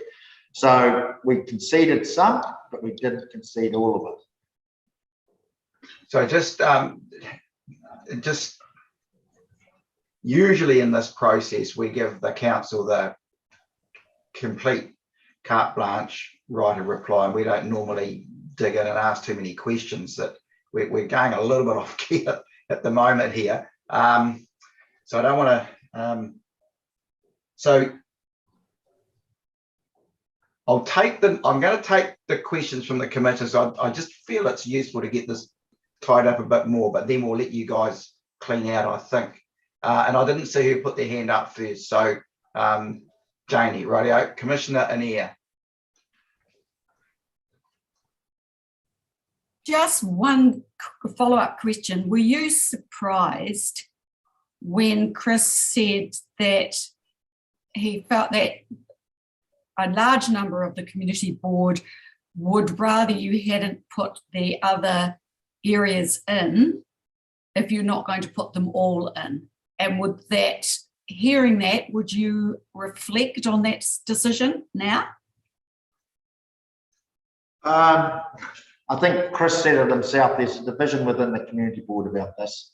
So this has been driven by the community board, not by the community as such. So it is very much aspirational on their behalf. And to his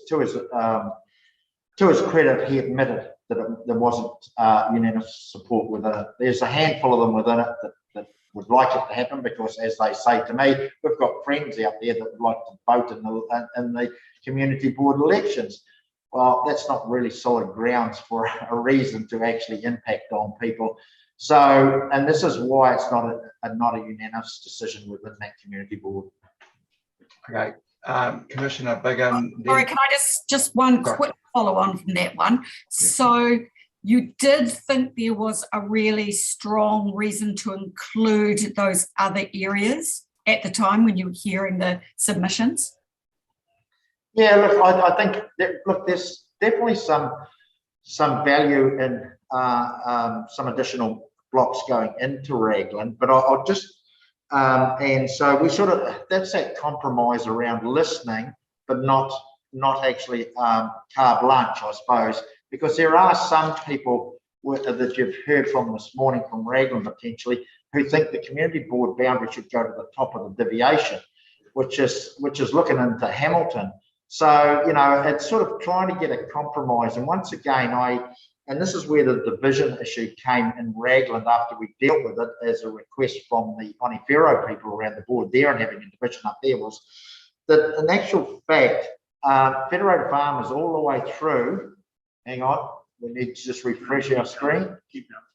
But the Federated Farmers all the way from the beginning maintain, and I think they sort of said it in a roundabout way today, they need to maintain a rural voice.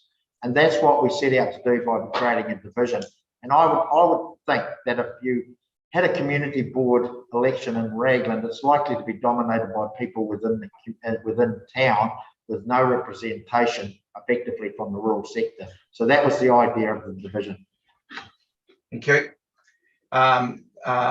Commissioner Bigham and then Piper, and then we'll pull the pin.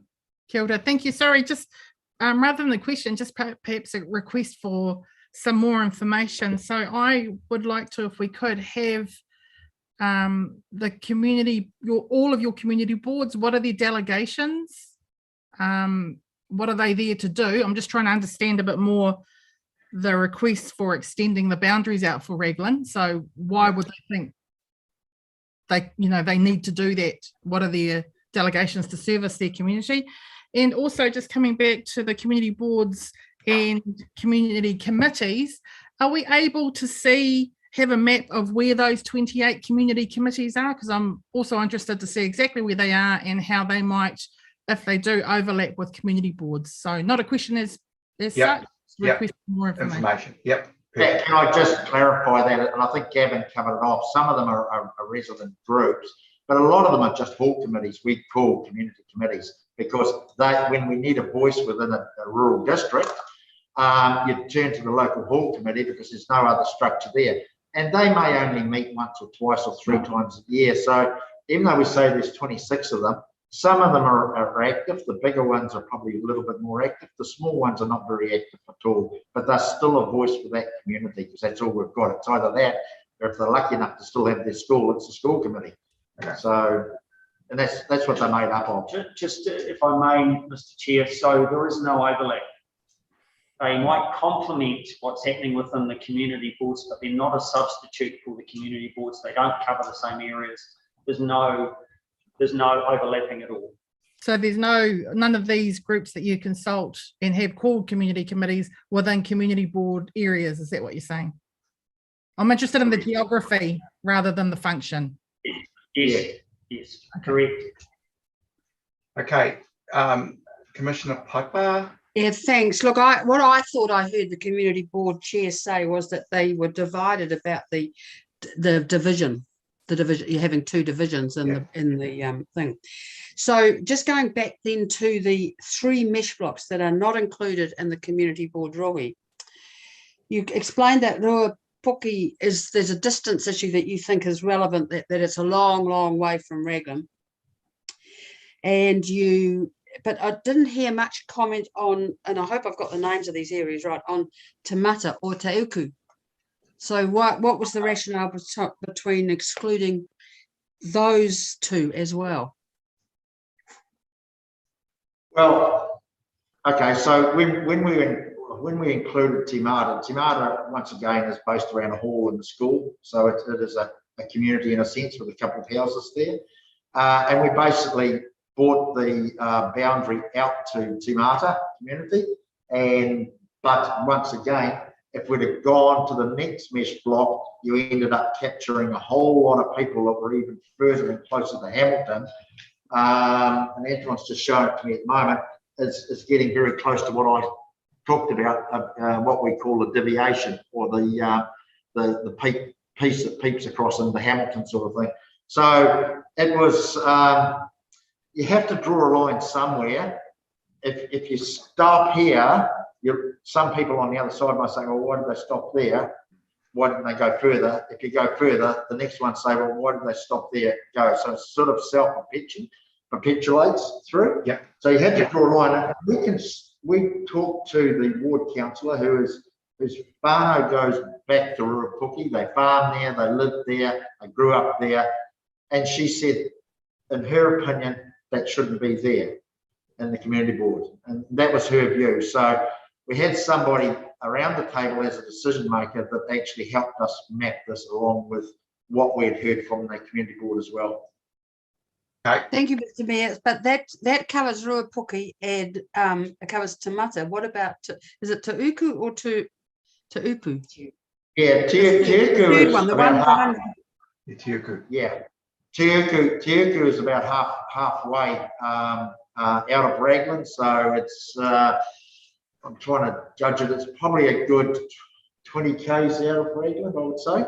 20 k's out of Raglan, so you're starting to get really away from it. And Te Uku people, as much as they may go to the beach for a swim and go for a latte, once they can get that at the end of the road at Tanata store, they definitely focus back towards Hamilton. That's why I say there is one of our most successful bus runs is from Raglan into Hamilton on an hourly basis. Why? Because people focus back to Hamilton, not necessarily in the weekends. They probably stay in Raglan, but predominantly during the week it's back to Hamilton. Hamilton has a huge pull in that area. Okay. That's no, just one quick one. So the 20k, the Te Uku is 20k from Raglan. How far is it from Hamilton? Probably another 20 k's, I suppose. Oh, it might be more than that. That'd be the Whatapoda, I would say. Yeah, so that's the next community. And then another 20, would it be 20 k's from Whatapoda to Hamilton? No, probably 15 k's from Whatapoda to Hamilton. Okay, Dale. Okay, our next issue is the Tamahiri issue or area. The question is, did we consider single councillor ward for Tamahiri area? I mean, it is currently a single member ward now prior to this review. So yes, we did consider it because it's the status quo. We also took on board, as the Mayor mentioned earlier on in the opening, we tried to take on board a bit of a direction from the Commission at the last review about making more wards, multi-member wards. So I think, yes, we did consider it, but we considered that the multi-member ward was best for that area because you can join like communities of interest together.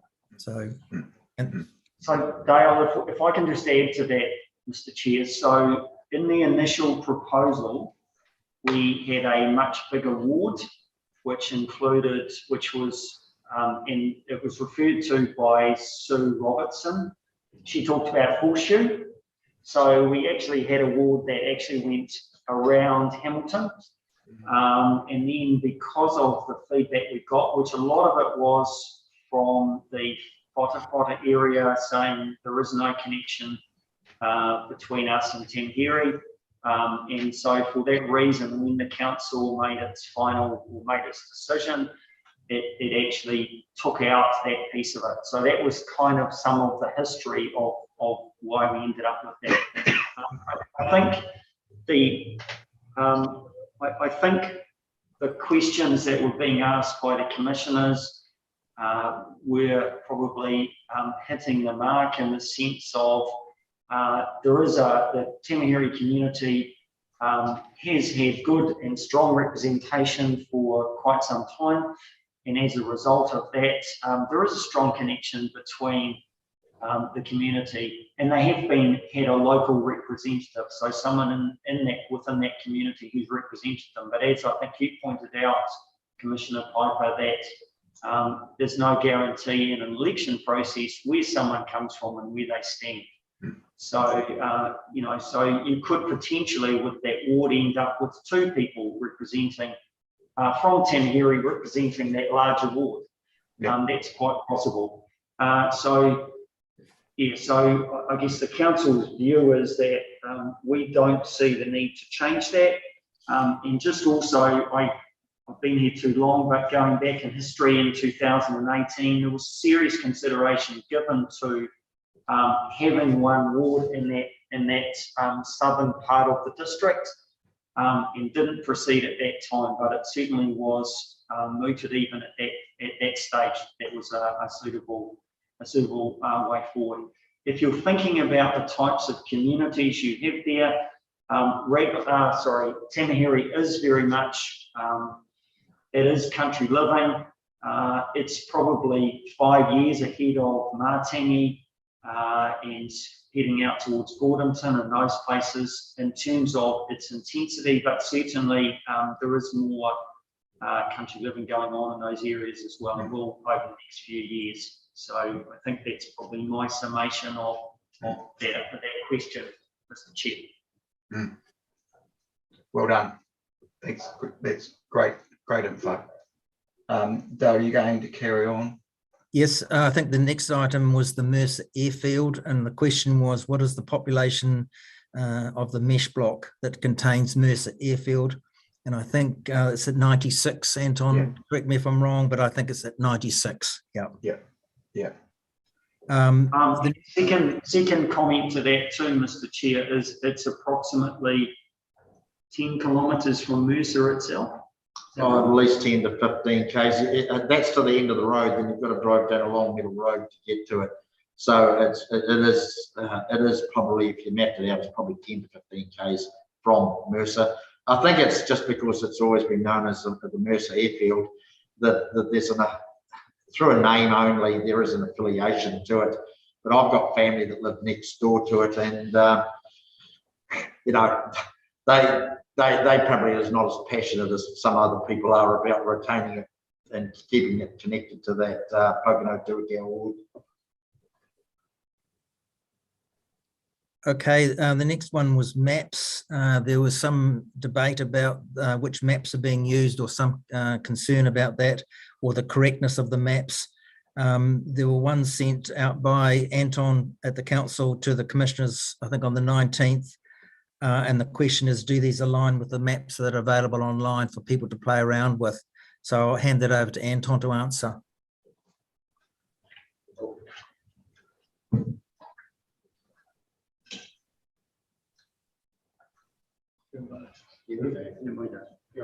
Okay, so yeah, we produced a series of maps showing the details for the Onefera and Fukukawa in the north area. We sent those through. Those are based on the same maps that we use to publish on our website.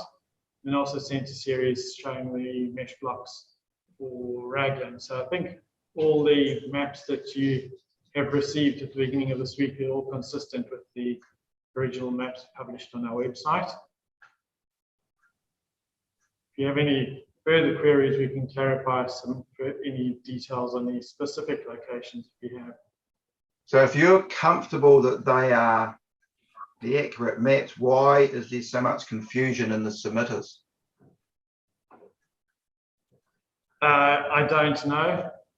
So okay. We've got an online mapping tool, which is the same information, the same statistics, and the same mesh block series that we're all using. So we've been to great efforts to be very consistent on our source information, and I think quite a lot of it is some of the definitions or the extent of some of these communities is quite difficult to say. You know, but it's not. We don't want to be a pain about it. But when a submitter says, "Look, I went online and there's the boundaries through the middle of the street," and the mayor says, "No, it's not." Well, which one is it? You know, that's all. And I will say that I've checked with officers, and I think, to be fair, I think there's a modest level of. I'll use the word. I hate using the word confusion, but there is a. I'm not 100% sure. We're 100% sure we're speaking to the same maps. So are they got a number on them? They've got a date on them. You know, how do we know we've got the latest other than those sent on the 19th of January? Is that what we're saying? 19th? Mm-hmm. So I think what you guys are saying is the maps of the 19th of January are the maps we need to be working to. And if that's correct, are they the same as what's on your website? Yes or no? What's the answer? The answer is yes. Okay. Yes. So all the maps are the same. So Linda, can I just confer with you, because it is important. Where's Linda gone? You're comfortable that you've got the maps of the 19th. Have you received any additional maps after the 19th of January from the council? So the ones that you have that are dated the 19th of January are the ones that the council has sent through to us most recently in the last few days. Mine's dated 24 January. Are you looking? I sent through an updated set of maps on Tuesday, which would be consistent with the date of the 24th. That's the ones I printed off, and they're dated 20. I'm now thoroughly confused. I've got an updated 24/1/22. Are those the ones you're talking about? Yes, so the dates on the individual maps, the detail maps for particularly for Onewhiro and Pukekawa, have a date at the bottom that is the 19th of January 2022. Okay, so it's more in line with when Anton sent them to Linda versus when you received them from Linda, I would suggest. So, Mr. Chair, if I may, the only confusion that I've heard is around the Onewhiro Pukekawa area. Chris showed the mapping tool, which is on our website. When he was talking about the Raglan Community Board, that's totally consistent with the maps that you've been provided. So it's only, I just want to say, it's not a whole issue around all the maps. It's an issue around one specific map that that can easily be addressed. Yeah, and I think that's absolutely fair, Gavin. That's good. So, yeah, and you are right. I'm just rapidly trying to find my notes in relation to what he said. So, are we saying that there's a point to be clarified on that particular map? Are we? No, look, there's nothing. I think I can visually see it because I travel that part of the world. So if you were looking at the letter Y, the road coming up from the stem of the Y is the road that comes up from the river towards Onewhiro. Where John Burton was it that spoke first, Burns spoke first, he talked about the community being split. So when you get to the Y, there's a road that branches off to you in the village that branches off to your left, which includes the sports grounds, homes, and the school. Where the boundary is gone is on the road that goes to the one on the left goes to the school, and the one on the right is the one where the boundary goes. So that's where the split is. Yeah, if you want, I'll get Anton to put the map up on the screen for you if you want. Yeah, but the question the chair asked was the maps that they had access to when they were trying to figure all this out the same as the map that we got? But it was only created on the... No, so that was, we were asked for a little bit more detail on your maps. So the maps that were online went down to the level of detail that your maps are. So your maps are showing individual road names, I believe, Anton, aren't they? And so that was for clarification. So it's the same map, it's just at a little bit more detail for you. Is that why there's confusion? That we've got I think it is, because everybody's talking about different maps, but in actual fact, they're the same map. The ones that you've got have got a more intense detail on them.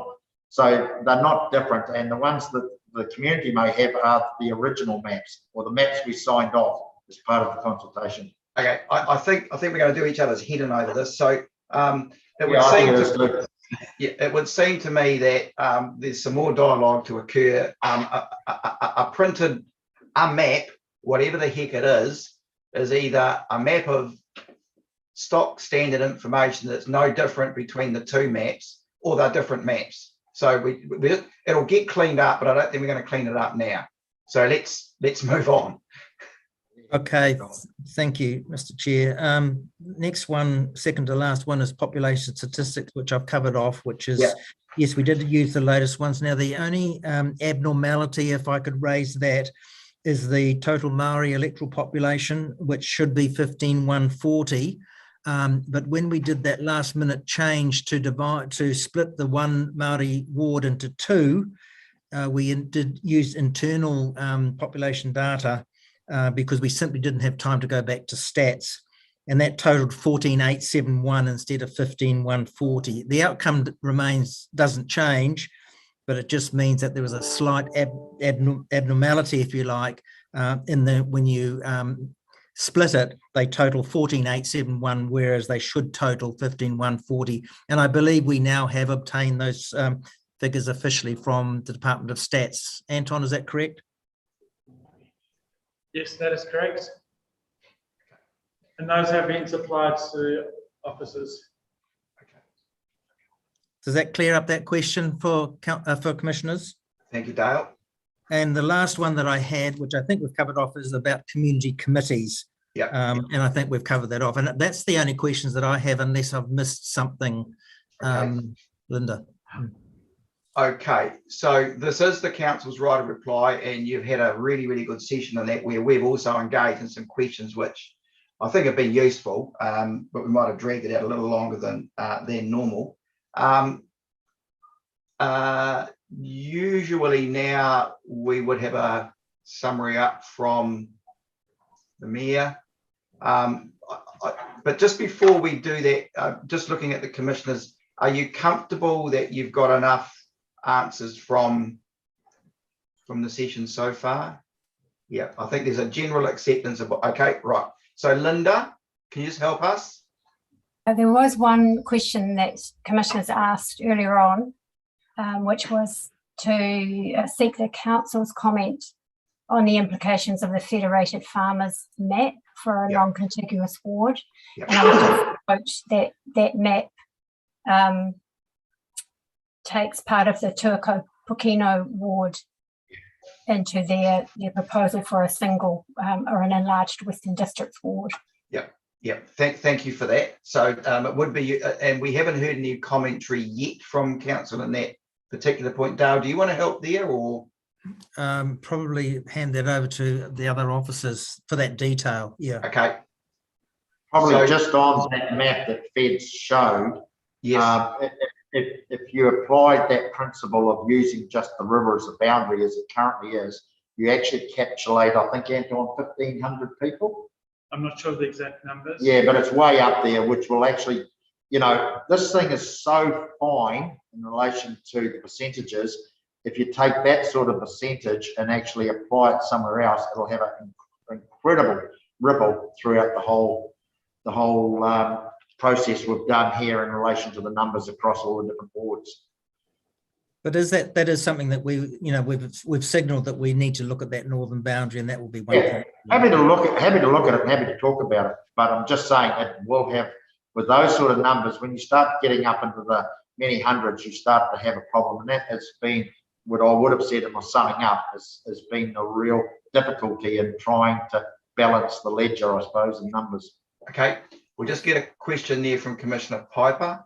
Yeah, I did ask a question about future growth in that area, and though it's not part of this part of this year's decision, it is something that has got significant impact, perhaps, and maybe we could do. Is it clear? That looks like there'll be a bit more thinking about this, and that might be able to handle we'll then. pick it up there. You get my gist. Yeah. Okay, so we're in your hands, Mary Ellen, just to conclude. So look, thank you, commissioners, and just to that point for Councillor Piper, we actually, because we are a Tier 1 council, we don't only have growth in the north, we've got humongous growth throughout the whole district, as you've heard from some of the submitters today, so just qualify that. Hey, look, thank you very much for the process today, but be assured, when we set off on this journey, we always knew there would be conflict between how people felt about their world potentially changing when they look at local government around boundaries and issues like that. But I think Dale summed it up quite well.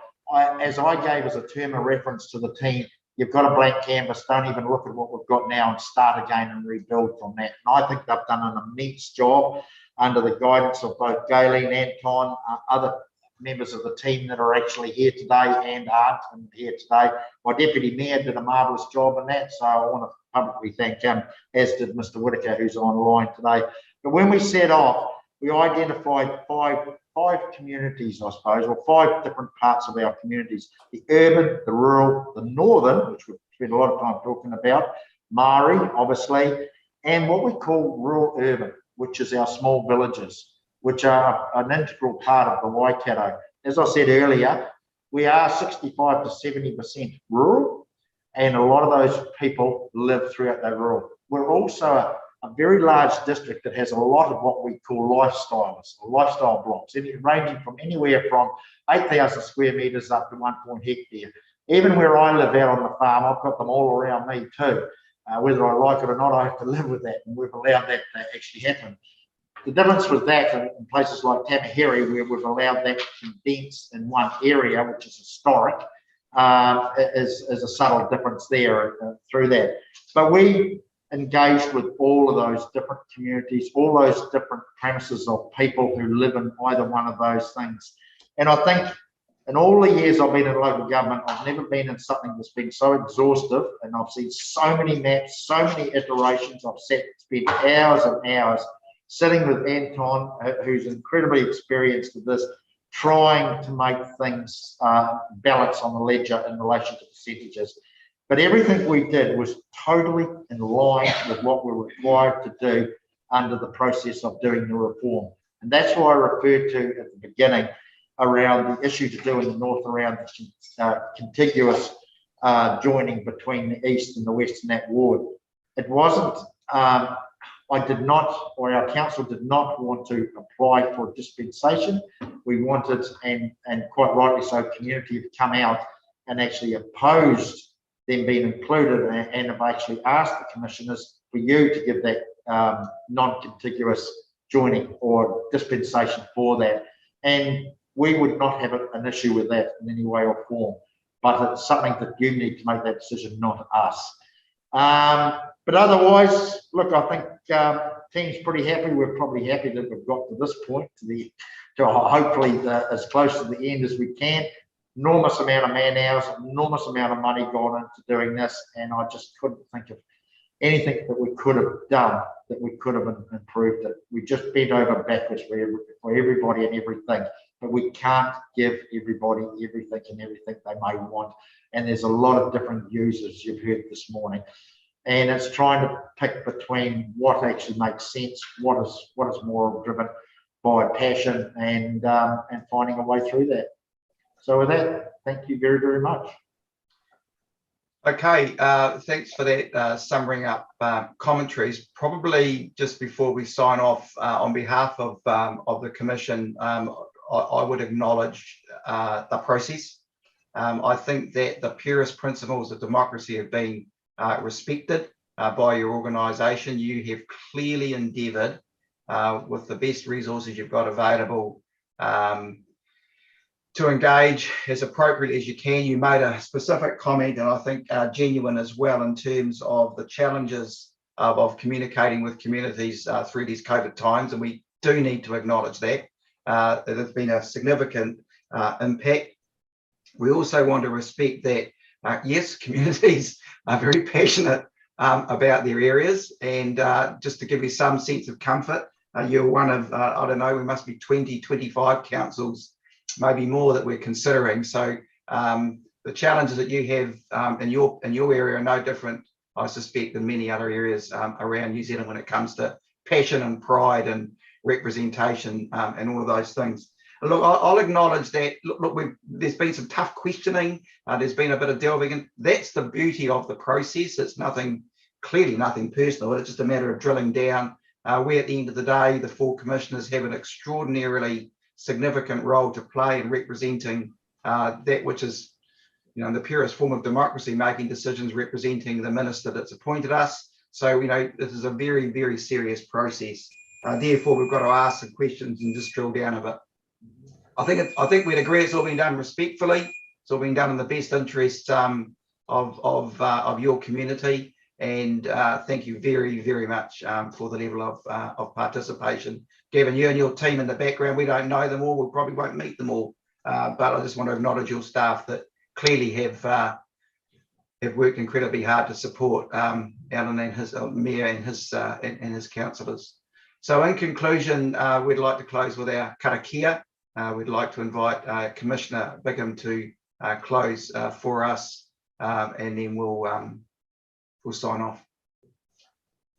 Tēnā rā tātou, tēnā koutou, te kaunihira o Waikato, ngā mihi nui kia koutou I tēnei wā. Thank you for being gracious hosts. We really appreciate your time today and wish you all the best as we all move forward into these dangerous COVID Omicron times. So acknowledge the hard work that you all did for the rest of the country last year through lockdown. Ngā mihi nui kia koutou.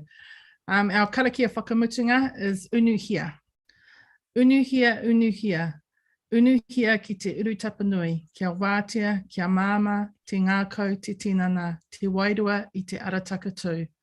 Koia rā e rongo whakaere ake ki runga, kia wātea, ai rā, kua wātea, hope, pai mariri. And that just sets us free from the business of the day, free to go about the rest of our day in good heart, good mind and good spirit. Kia ora tātou.